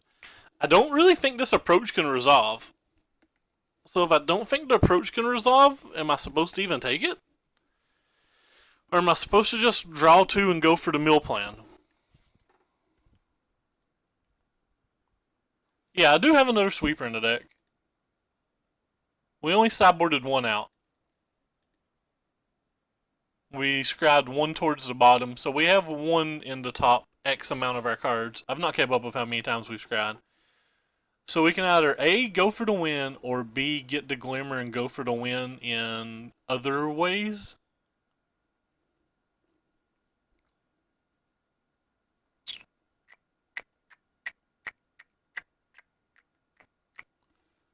I kind of want to get the Glimmer.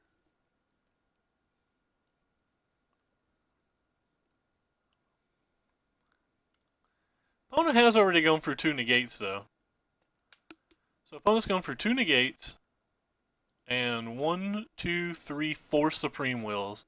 What's the chance he has a 3rd negate when he has the spells in the sideboard as well?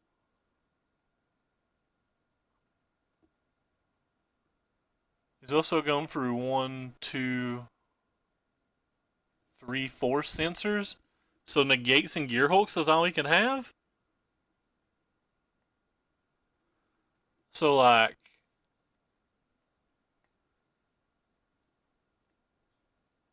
negates and Gearhulks is all he can really have. How many negates could he have in his sideboard? He's already got some dispels, he's already got some negates, and he's already got multiple Sphinxes. He probably doesn't have 4 negates, right? He probably only has 2.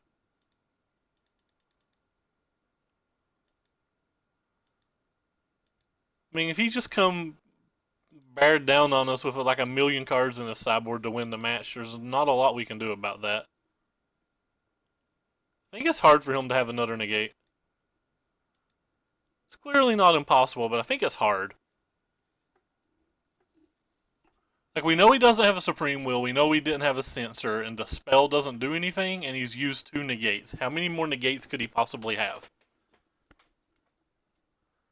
Doesn't seem like he could have that many more negates.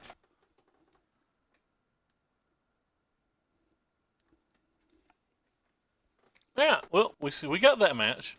What would have happened if we took the draw 2? Oh, we would have drawn everything. We probably win like this as well. How far down was the Rivulet? No, he milled himself along before we would have got to the Rivulet.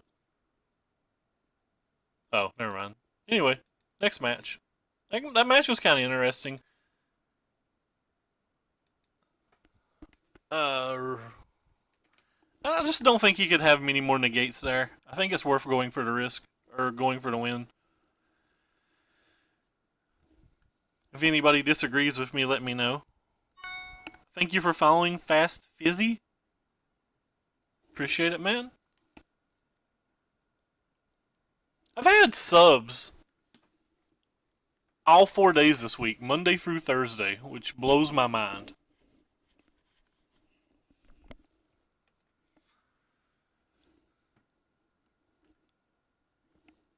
Blows my mind. Oh yeah.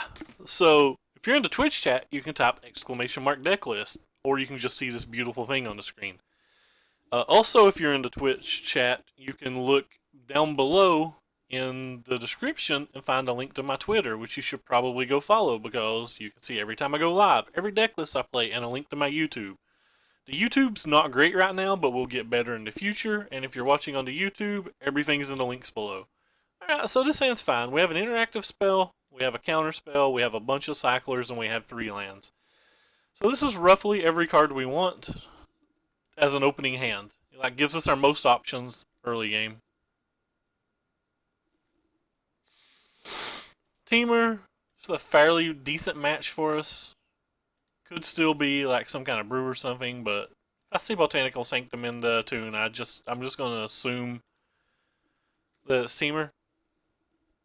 Our hand's weak enough that I probably would cast a Censor on a 2-drop. I would definitely cast a Censor on a Longtusk Cub.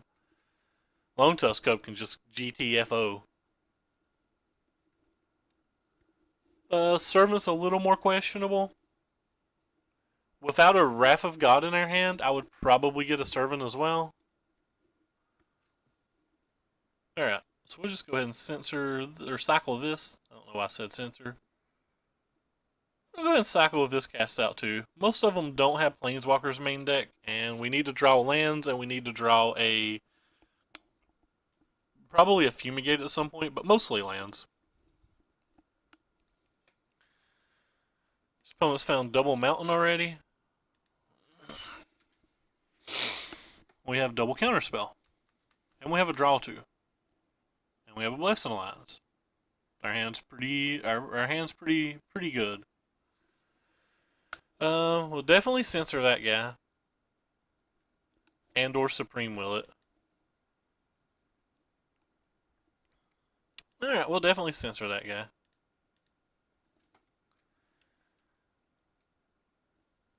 Mostly because he gets to draw a card with it. Another land. Alright, so feeling pretty good about this game. Even games that you feel good about, though, you can lose. There's one of the lands that he showed us. Wow, he's literally not playing a spell right now. Is it all Glorybringers and Friends? Or is he just going to a second main phase to see if I'd F6'd? Looks like he's going to a second main phase. Just trying to see what's up with the Ray Diddy. That's right. I called myself a Ray Diddy. I kind of want both of those. As bad as that sounds. 40 of Councils does an extreme amount of work here, and the way he's played his hand, I think he's just going to cast like a bunch of Glorybringers.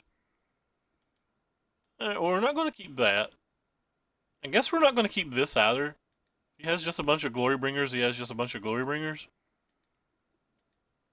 Maybe they will bring said glory. We needed to land more than anything, though. That's why I didn't keep those.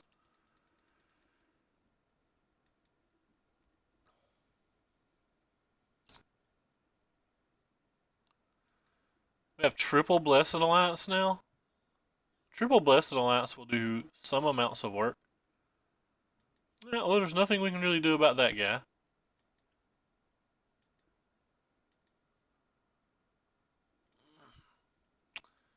Draw us a couple cards. Still has 5 cards in hand. He has to have something.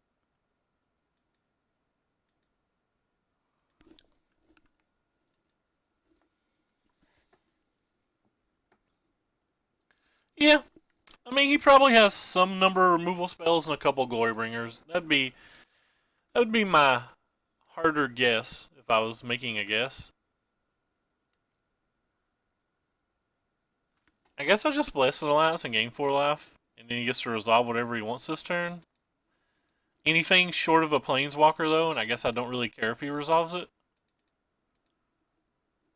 The argument can be made to just making him sack the guy and holding up Supreme Will to beat a Chandra, but like, I don't care if he casts a Bristling Hydra, I don't care if he casts a, I don't care if he casts anything other than Chandra.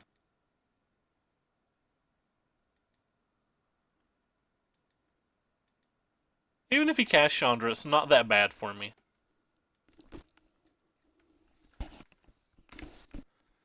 It's not that bad for me at all, even if he'd cast Chandra. Could have let him spend some energy, but... Alright, well there's the second mountain that we've saw with the Attune. It'd be pretty neat for us if he just fired that up and sent both of these pig irons in there. Well, there's a Glorybringer, as expected.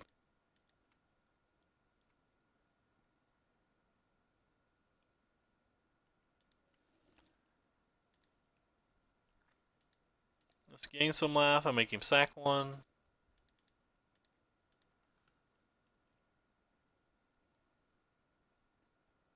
Probably keep the Hydra. We'll just make him sacrifice it too.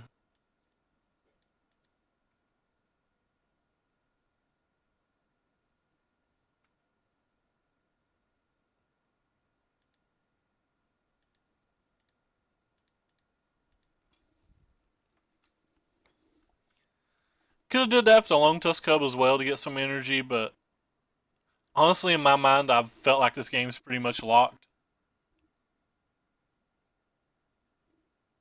What they reveal, entirely relevant. Any information you can get is great. Even if you think you can remember it, it's still better to write it down because it's better to be safe than sorry. In this deck, I think it's even beneficial to write down what you're scrying to the bottom because you can often see all 60 of your cards. Like, that's come up in a number of games we've played on stream where I can just see literally all 60 of my cards very easily. Sure.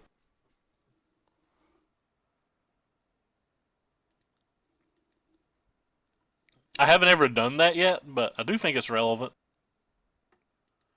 But always keep track of what cards that they play. At the very least, it's... Or what cards they reveal. At the very least, it's a very negligible thing to do that can give you a fairly decent amount of rewards. If we hit a Fumigate here, I'm just going to take the damage, just why I'm doing all the scrying before I play this.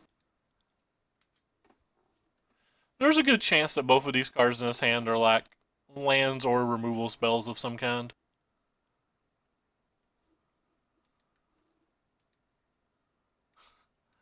Right on time, little Fumigate. Alright. Let's ship it back. We're not going to Fumigate to prevent 2 damage. We'll make him at least add 1 more threat to the board before that Fumigate comes down, or our life total is going to have to be in jeopardy. One of the two.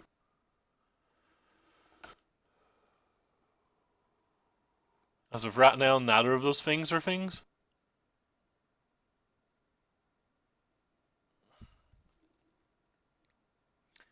Probably sack the Cataract instead of using the Supreme Will.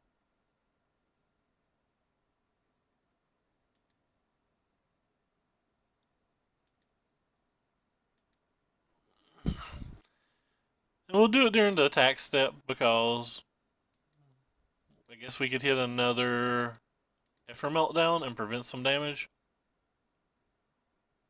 We did not. But we will cycle this as well. Alright, well, we found an approach. It's kind of wrong of me to cycle that, but doesn't matter that much when we have the Rivulet. Excuse me. The Rivulet in conjunction with the Supreme Will is all we really need to hit anyway, but we didn't have to even sacrifice the Rivulet if we just saved our Censor.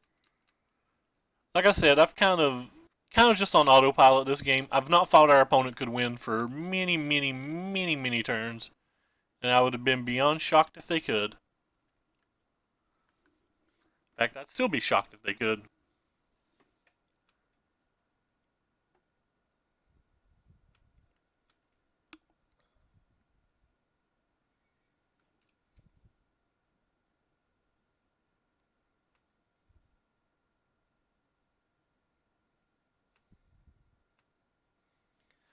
Alright, so if I cast a Wrath and I use this, so that land would be gone. I'm playing a land on my following turn. I would have 3, 4, 5, 6, 7. So I can cast. I can do it all. I don't even have to do it all, but I can afford to do it all, so might as well. Alright, well, opponent's done. The Fumigate was enough. But yeah, we would have milled these 4 cards. And we would have drawn this card for our turn. We would have played a land,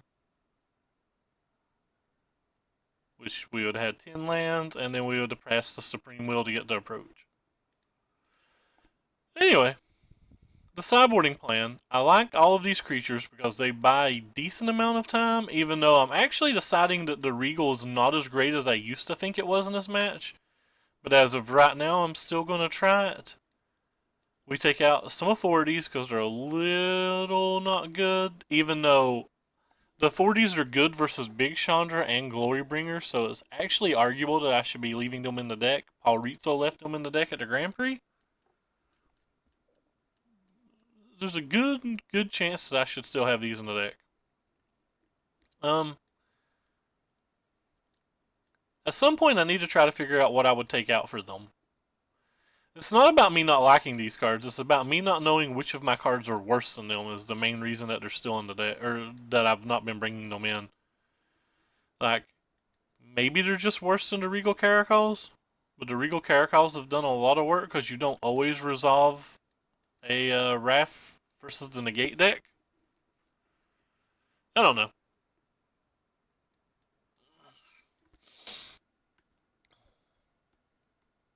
I don't think it's needed. I think you're such a large favorite versus those decks that I don't want cards that are only good versus those decks. Especially the black-green deck. Like the Teamer deck's a little bit harder because if they draw double negate or like negate Chandra, you can have some problems. If they draw double negate and a Chandra, you're in a lot of problems. Well, our opponent F6 this turn 1. That makes our sensors a lot better. Moto things, friends.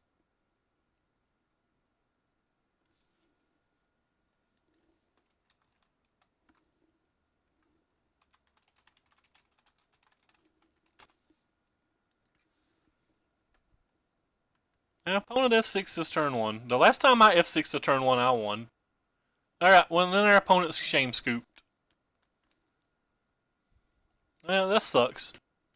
This game would have been kind of interesting. We would have had to hit some lands and we would have probably had to cycle a few spells. And it's not even going to let us see what we draw. Thank you, Moto, quality program, and all of that. That match was too short for me to really throw out the spill. I'm just going to say, look into links below on both the Twitter and the YouTube, and click things. Follows are great, by the way. Appreciate follows. So doing the little followy thing on YouTube is wonderful. I need to get about 1,000 more things clicked. But yeah, that matchup was a little sad. It was 4 o'clock now, my time. We've got one more match to go through. And then, hopefully I'll have enough time to get a little exercise in, then get to my local Magic. Don't know what I'm playing tonight. I have 4 decks sleeved. I have Blue-White Approach sleeved, I have Temur Energy sleeved, and I have God's Pharaoh Gift sleeved. I also have, I said I had 4 decks sleeved, but the 4th deck is Ramunap Red or Red Deck Wins, whatever you want to call it. I prefer to say Red Deck Wins. But it's in some sleeves I don't really like, and I'm thinking about buying new sleeves for it, and I have no idea which one of those I would play. I have no idea which one of them I would play. I was leaning towards God's Pharaoh's Gift, but just not really in the mood for having to think. So there's a good chance that I just red deck somebody's face tonight. But I may not. May not red deck faces. I'm definitely not going to play Approach, I don't think. I think it would take a lot for me to play Approach. Everybody in my local store knows I play it, so it's a lot harder to slip this in there and not get paired versus my bad matches when everybody in the local store knows I'm playing it. So there's a good chance I red deck people tonight, but there's also, like I said, I wanted to play God's Pharaoh's Gift, but I'm not really in the mood to think, so there's like a decent chance I still just play God Pharaoh's Gift. Like, I like the deck. I don't know. I think it's fine.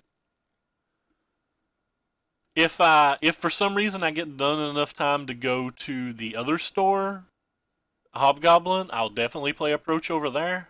But pretty sure I don't have enough time to get there as it is.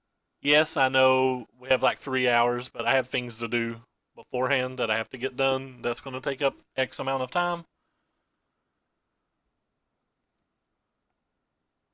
Depends on how long this match takes. I'm pretty sure I'll be at page 3 though. Christian's supposed to be there tonight, which is a good thing. Chris is supposed to be there tonight as well. Alright, so we'll keep this hand. I actually don't own authorities in paper. So this is zombies. This is one of our better matches, but our hand's a little on the weak side, so if he just has the super fast draw, we're probably going to get gutted. I probably would not have played the authority on turn 1 if not for drawing the cast out the cycle on turn 2. I would have held up the Censor to try to hit a Lord, but now that we hit a cast out, I'm not really concerned about hitting the Lord. I kind of just want to try to gain as much life as I can and get to the Fumigate because of that. Alright, well I'm just going to play the second authority. I can double cycle next turn if I miss my land drop. I can Supreme Will if I hit my land drop. Well, if I hit an untapped land. But, probably wasn't Supreme Willing on any spell next turn anyway, so like, missing this land or not playing the cycle that turn doesn't really affect me too much, I don't think. Just have to hope he doesn't have like a Lord and some other things. Like, getting to turn 5 is going to be a little bit hard if he has double Lord. Well, that wasn't a good one for us. And do we lose?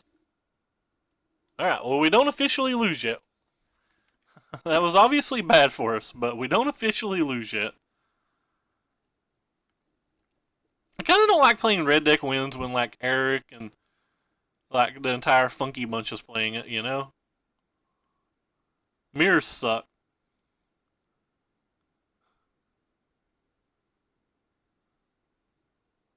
Alright, so we're in not good shape right now.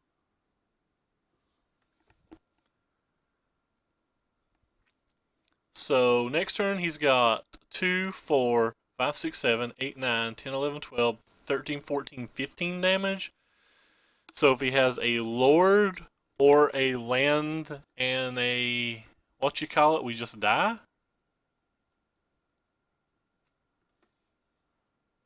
Alright, well, it looks like we can play around those things a little bit. I don't think there's that many people on Teamer. At best, maybe Kenny, but I don't think Kenny owns all the cars. No, nobody there goes to the car mentality, James. Haven't you realized there's only about 5 of us that can even change decks? Like me and Robbie, you, Gunner, Daniel and Heather, and like Corey and Ricky, and like Corey and Ricky ain't gonna be there. Like the rest of those people play the same deck every week. Robbie could be on Teamer. That's fair. Robbie is definitely the crowd mentality guy. Robbie plays generally whatever won the week before.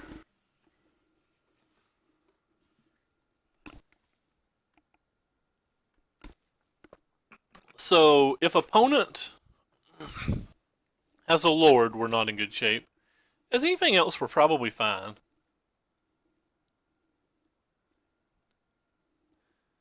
It's just 14 damage, I think. Yeah, 6 plus 9. I sleeve Teamer. Oh, this is wonderful for us. Pretty happy about just taking 15 damage here. We might take less than that. He might draw a card now, being afraid of the Fumigate.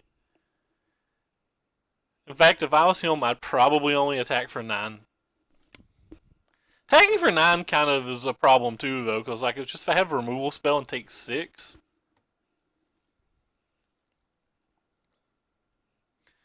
Well, Corey and Ricky aren't at Friday Night Magics anymore. Gunner's also not at Friday Night Magics anymore, so. And since when do I play Mob Mentality?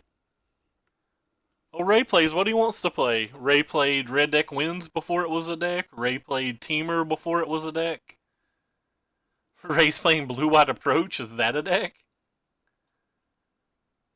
I played Mono White Eldrazi the last time you and I got paired. Come on, brother. I'm not a mob mentality guy at all. I'm the opposite of mob mentality. Yeah.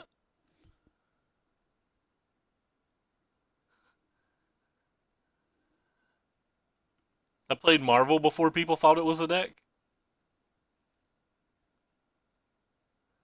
And I say people, I mean like obviously I've saw the deck lists online or wherever, but I'm talking about before they got popular after like a G-Pre performance or whatever. Alright. Well, we go down to 2. And let's hit us an untapped land, please. We have 5 draw steps to hit an untapped land. RIP! Well, that's disappointing. Alright, well we have 1 draw step to hit an untapped land. Got there.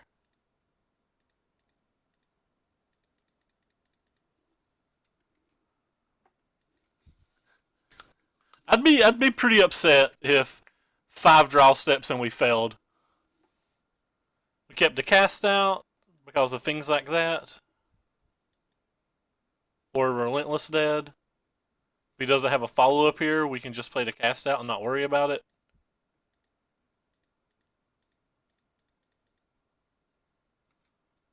I hold the Fumigate for Liliana's mastery.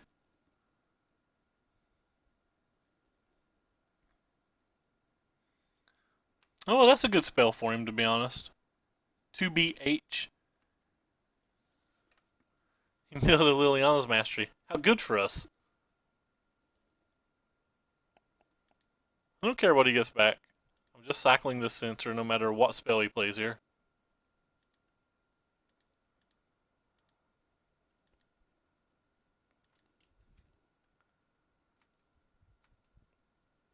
Well, it looks like we know what we're doing this turn, too. We're killing a Diregraph Colossus this turn.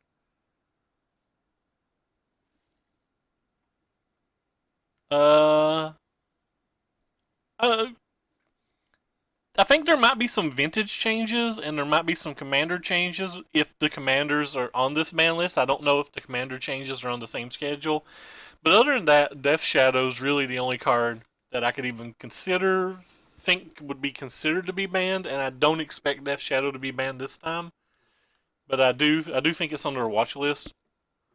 I can see several things happening to Vintage though, especially with Vintage dailies coming to Modal on the 28th. I wouldn't be surprised if a number of cards got restricted in Vintage.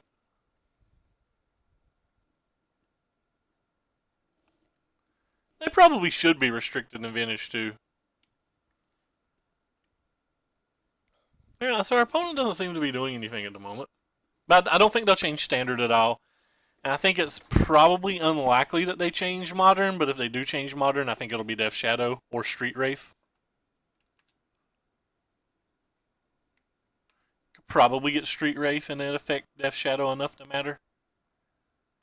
Man, these authority to the councils gained me so much life this game. I'm just going to make him sack. I'm not going to worry about gaining the 4 life. I think it's better for us just to play a draw 2.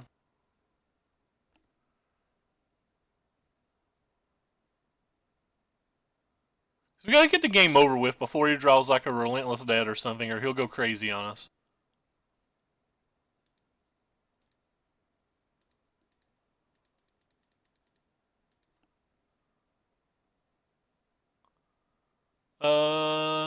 So 3, 4, 5, 6. Kinda want both of those. We can play the Supreme Will and the Illumination on the next turn to just go super deep in the deck. Oh, there's a cast out too. That cast out's pretty nice. Probably gonna play the cast out on that. Yeah, I'm gonna play the cast out on that thing. Claim Fame was we tried it in Grixis, it was mediocre, and then I tried it in Jund, and it was just terrible. Claim Fame was just not good. Did not like it at any point, was very disappointed in it.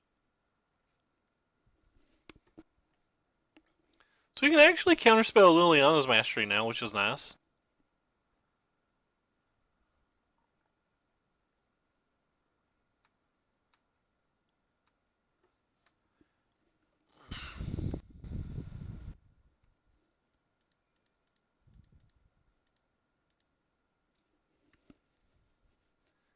Do we find an approach? No approach. Well,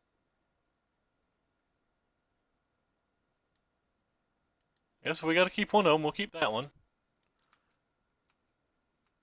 Opponents are not likely to go crazy on us.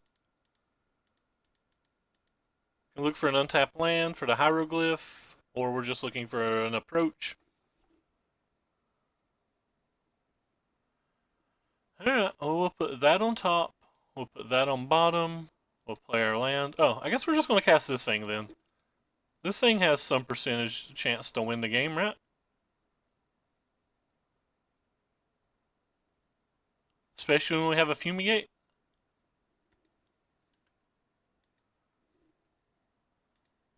That land cannot deal damage to me next turn.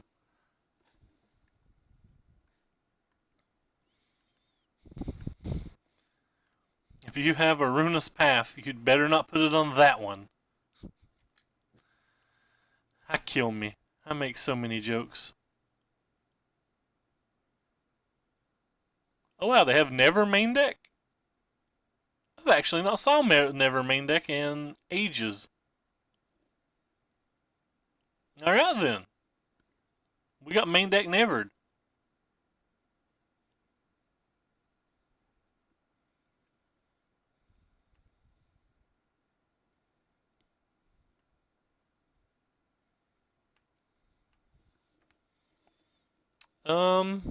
So I can play that and I can play that.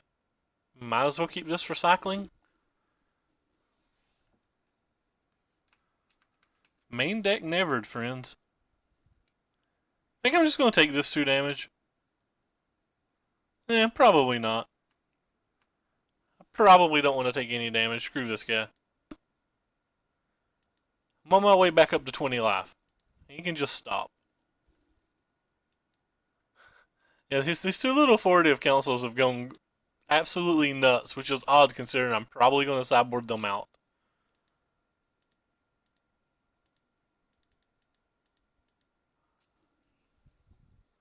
Alright, back up to 18 we go. It's surprising that our opponent's not drawn any discard or any removal spells really this game other than that never. I mean, I guess these 2 cards could be removal spells still, but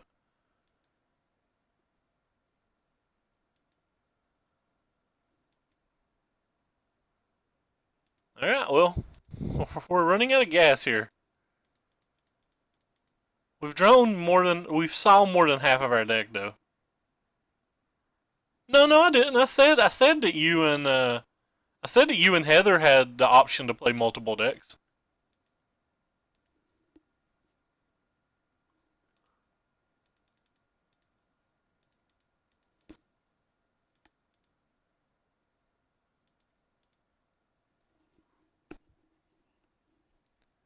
Yeah, so we're at 27. We'll cycle 1 card. Just so I can press F6 more than anything. So it's 6 cards down. It's going to be 5 cards down on our draw step.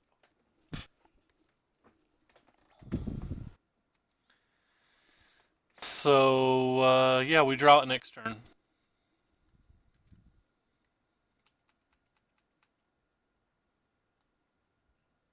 No, I meant I've not saw never main deck in a zombies deck.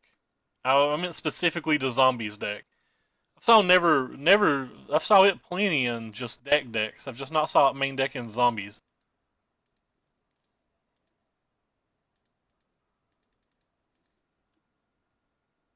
Yeah, I meant specifically zombies. Sorry if I misspoke or wasn't accurate with my words. And sack the Rivulet and draw approach for our turn. Hey, fam.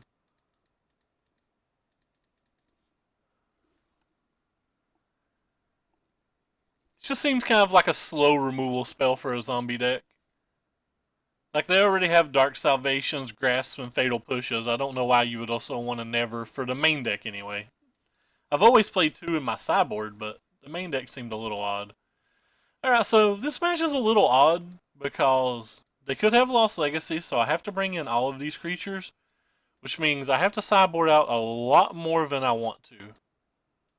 I feel like the Gideon is actually good in this match, even despite us getting nevered.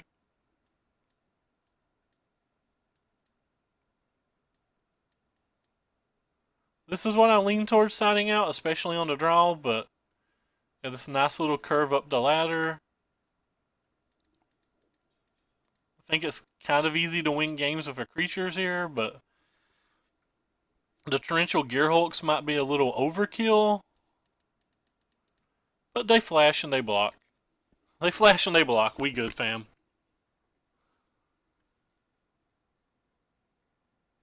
No. I don't think Zombies is particularly good. Like, if all you want to do is beat Eric and Sean, I would keep playing Zombies. Like, Zombies is a fine deck. It's, like, not bad or anything. It's just... I don't think it's enough better than the other decks to be willing to lose value on it. I sold out of my Zombies, like, 3 weeks before you did. You remember when Jordan started getting Zombies cards? That's how long ago it was that I got out of Zombies. I wasn't willing to lose a penny on those cards. Got rid of my Relentless Dads when they were still 15. Anyway, so our current hand is terrible. And we're certainly going to mulligan this.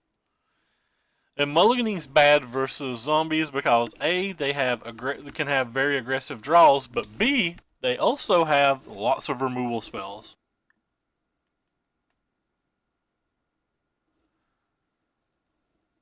It's kind of the simple plan, but the counter spells are fine. It's just I don't really like having counter spells versus opponents that are trying to go 1, 2, 3, 4, 5 on me, right? Because like say I don't draw, say I draw that counterspell somewhere in the mid game, I just lose, don't I? I'm gonna keep this hand, believe it or not.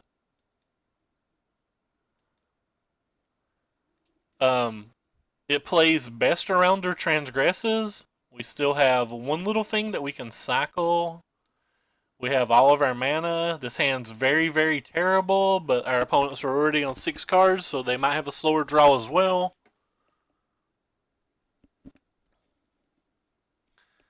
We have both colors of lands. I'm actually going to bottom that.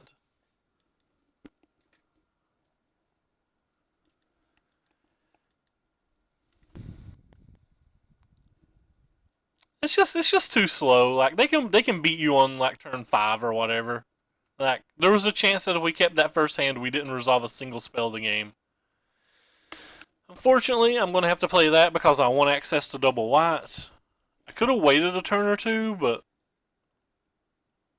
to see if we hit the white spell. Or to hit the white land, rather. I probably won't use cast, or I probably won't cycle. I probably won't cycle cast out this turn. Like, they don't have to have a transgress, and it can save us a decent amount of time if they don't. We have no 3 mana spells either, so like... Well, that's true, but... We at least play around transgress with this hand. That other hand, like, if they just draw a transgress, we have nothing going on. And, like, I would rather have the lands than not have the lands. Like, the way you most commonly lose with this deck is just not have your land drops.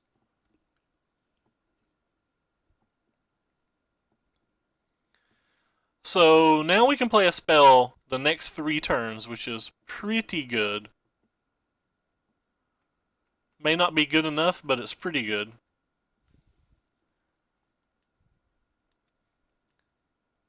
A Lord's not even the end of the world for us. Alright. Would I have a transgress? And you got to keep in mind when we originally kept this hand too, we had the farmlands, which so if we hit a white source on our first turn, we can cycle this, and the cast out itself could cycle as well if it wasn't playable. But like the cast out itself gives us a little extra time.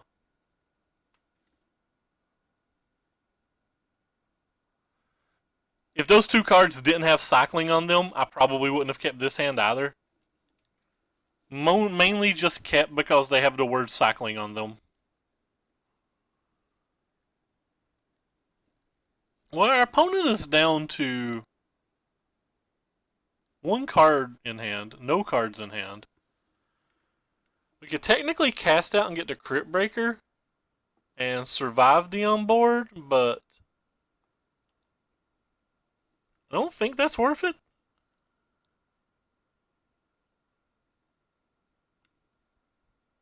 No, he could just have too many good threats. Like, if he just had a Lord, for example, that would be much worse for us.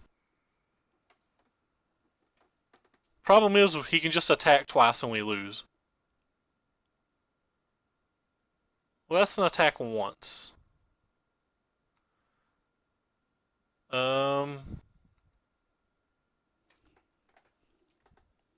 So if I cast out this, I go down to 10.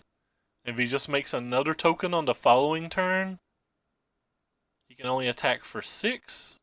I think it's worth cast outing one of these. Prevents 4 damage. Prevents 2 damage this turn and 2 damage the next turn. That's fair. I mean, that prevents 4 damage, and I think I'm just trying to stall right now. I have way too many good draws. I don't have any 3 mana sorcery speed spells, so I don't think I need to cast a Censor this turn. Could have played the Island to conceal drawing to stream, but there's not a lot to conceal here. It's either what do they have and what do we have. If they drew like a Liliana's Mastery, the Censor is useful. And if they draw a Lord, we're just dead unless we hit like a Blessed Alliance or a Effort Meltdown. Or I guess technically if it's a Lord, we could cycle into the Supreme Will that's in our sideboard.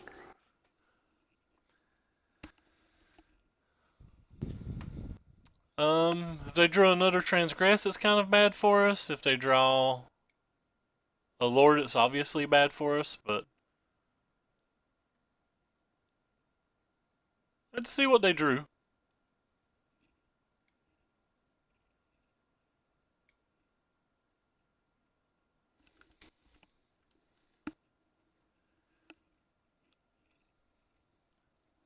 We have 6 Wraths in our deck right now, though, so like if they don't kill us this turn, we have a reasonable draw to hit any of them. We might be debating on whether... Oh, he just played a land. That's kind of interesting. A land and he buys back Dread Wanderer. Sure. So he's attacking us for 7. I don't think we're dead. I've not done the math. I'll do the math in a second. Don't have to do the math till we see if we hit like a Blessed Alliance or something here. Alright, so we're taking 7 down to 3, 3 back to 8, and then we have 2 blockers, so we're not dead. And we can hit. Well, we didn't hit. Lord kills us, but we've been dead to a Lord for a while, so that doesn't change that at all.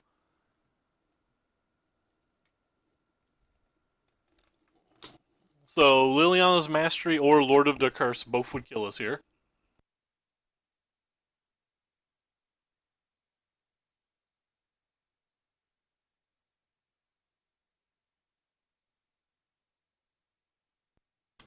If we don't die this turn, we can approach to gain 7 life. If we're in a spot where we need to do that, or if we have a little bit of extra leeway, we could even cycle to farmlands and see if we hit. Oh wow. So I guess it'll depend on what our opponent's adding to the board, what we do.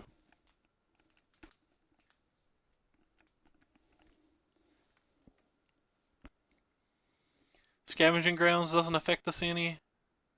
Opponent doesn't have an attack Ven. So we go up to 15, even if they play a Liliana's Mastery, we're not dead, so I think it's better just to go ahead and go up to 15. This gives us an opportunity to just top deck and win next game, or next turn. Like, there's 1 approach left in our deck, and it could easily just be the next card. And we're not dead on board to anything at 15. So this gives us another multiple draw steps now. I mean, I don't necessarily win. Opponent just drops a Lord right here, for example, and we take a crap ton of damage. Like, we'd still have to hit a Fumigate. Opponent's not attacking, though, so he's giving us all the turns in the world to find the Fumigates. I guess he's looking for like a Dark Salvation or something. Anyway, 7 cards down and we win. I feel like this is a game that I'm going to have to pay attention to. Opponent only gets 1 more attack step. Past the attack step we're at now on board. So if opponent doesn't play something this turn, we're in pretty reasonable shape. Well, that was kind of odd. Figured he'd make a zombie and then do that.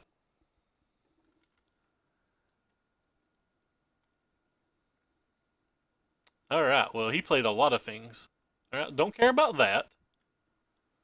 That thing is literally a chump blocker in this spot. Oh, well, okay. Well, this is the reason, another reason that you always just play the approach. Because sometimes you just top deck your second approach and win. Wonder how that game would have went if we drawn like other spell, a different spell than that. Well, that's a 4-1. So like say arbitrarily that was a land, right? So we'd be 6 cards away, we'd be able to cycle once. That would have gave us another blocker if we needed it. Actually, it wouldn't have gave us another blocker, would it? Nope, wouldn't have gave us another blocker. Oh no, I guess technically if that was a land, it would have gave us another blocker. If we needed it.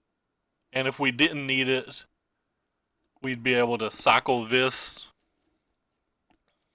and then draw. Or just cycle this and win. So, yeah. What was he attacking for next turn? Say if we block this and we block this, 3, 6, 9, 10, 11, 12, 13, 14. So he wasn't even dead to a Lord. He had to have a Lord and a removal spell.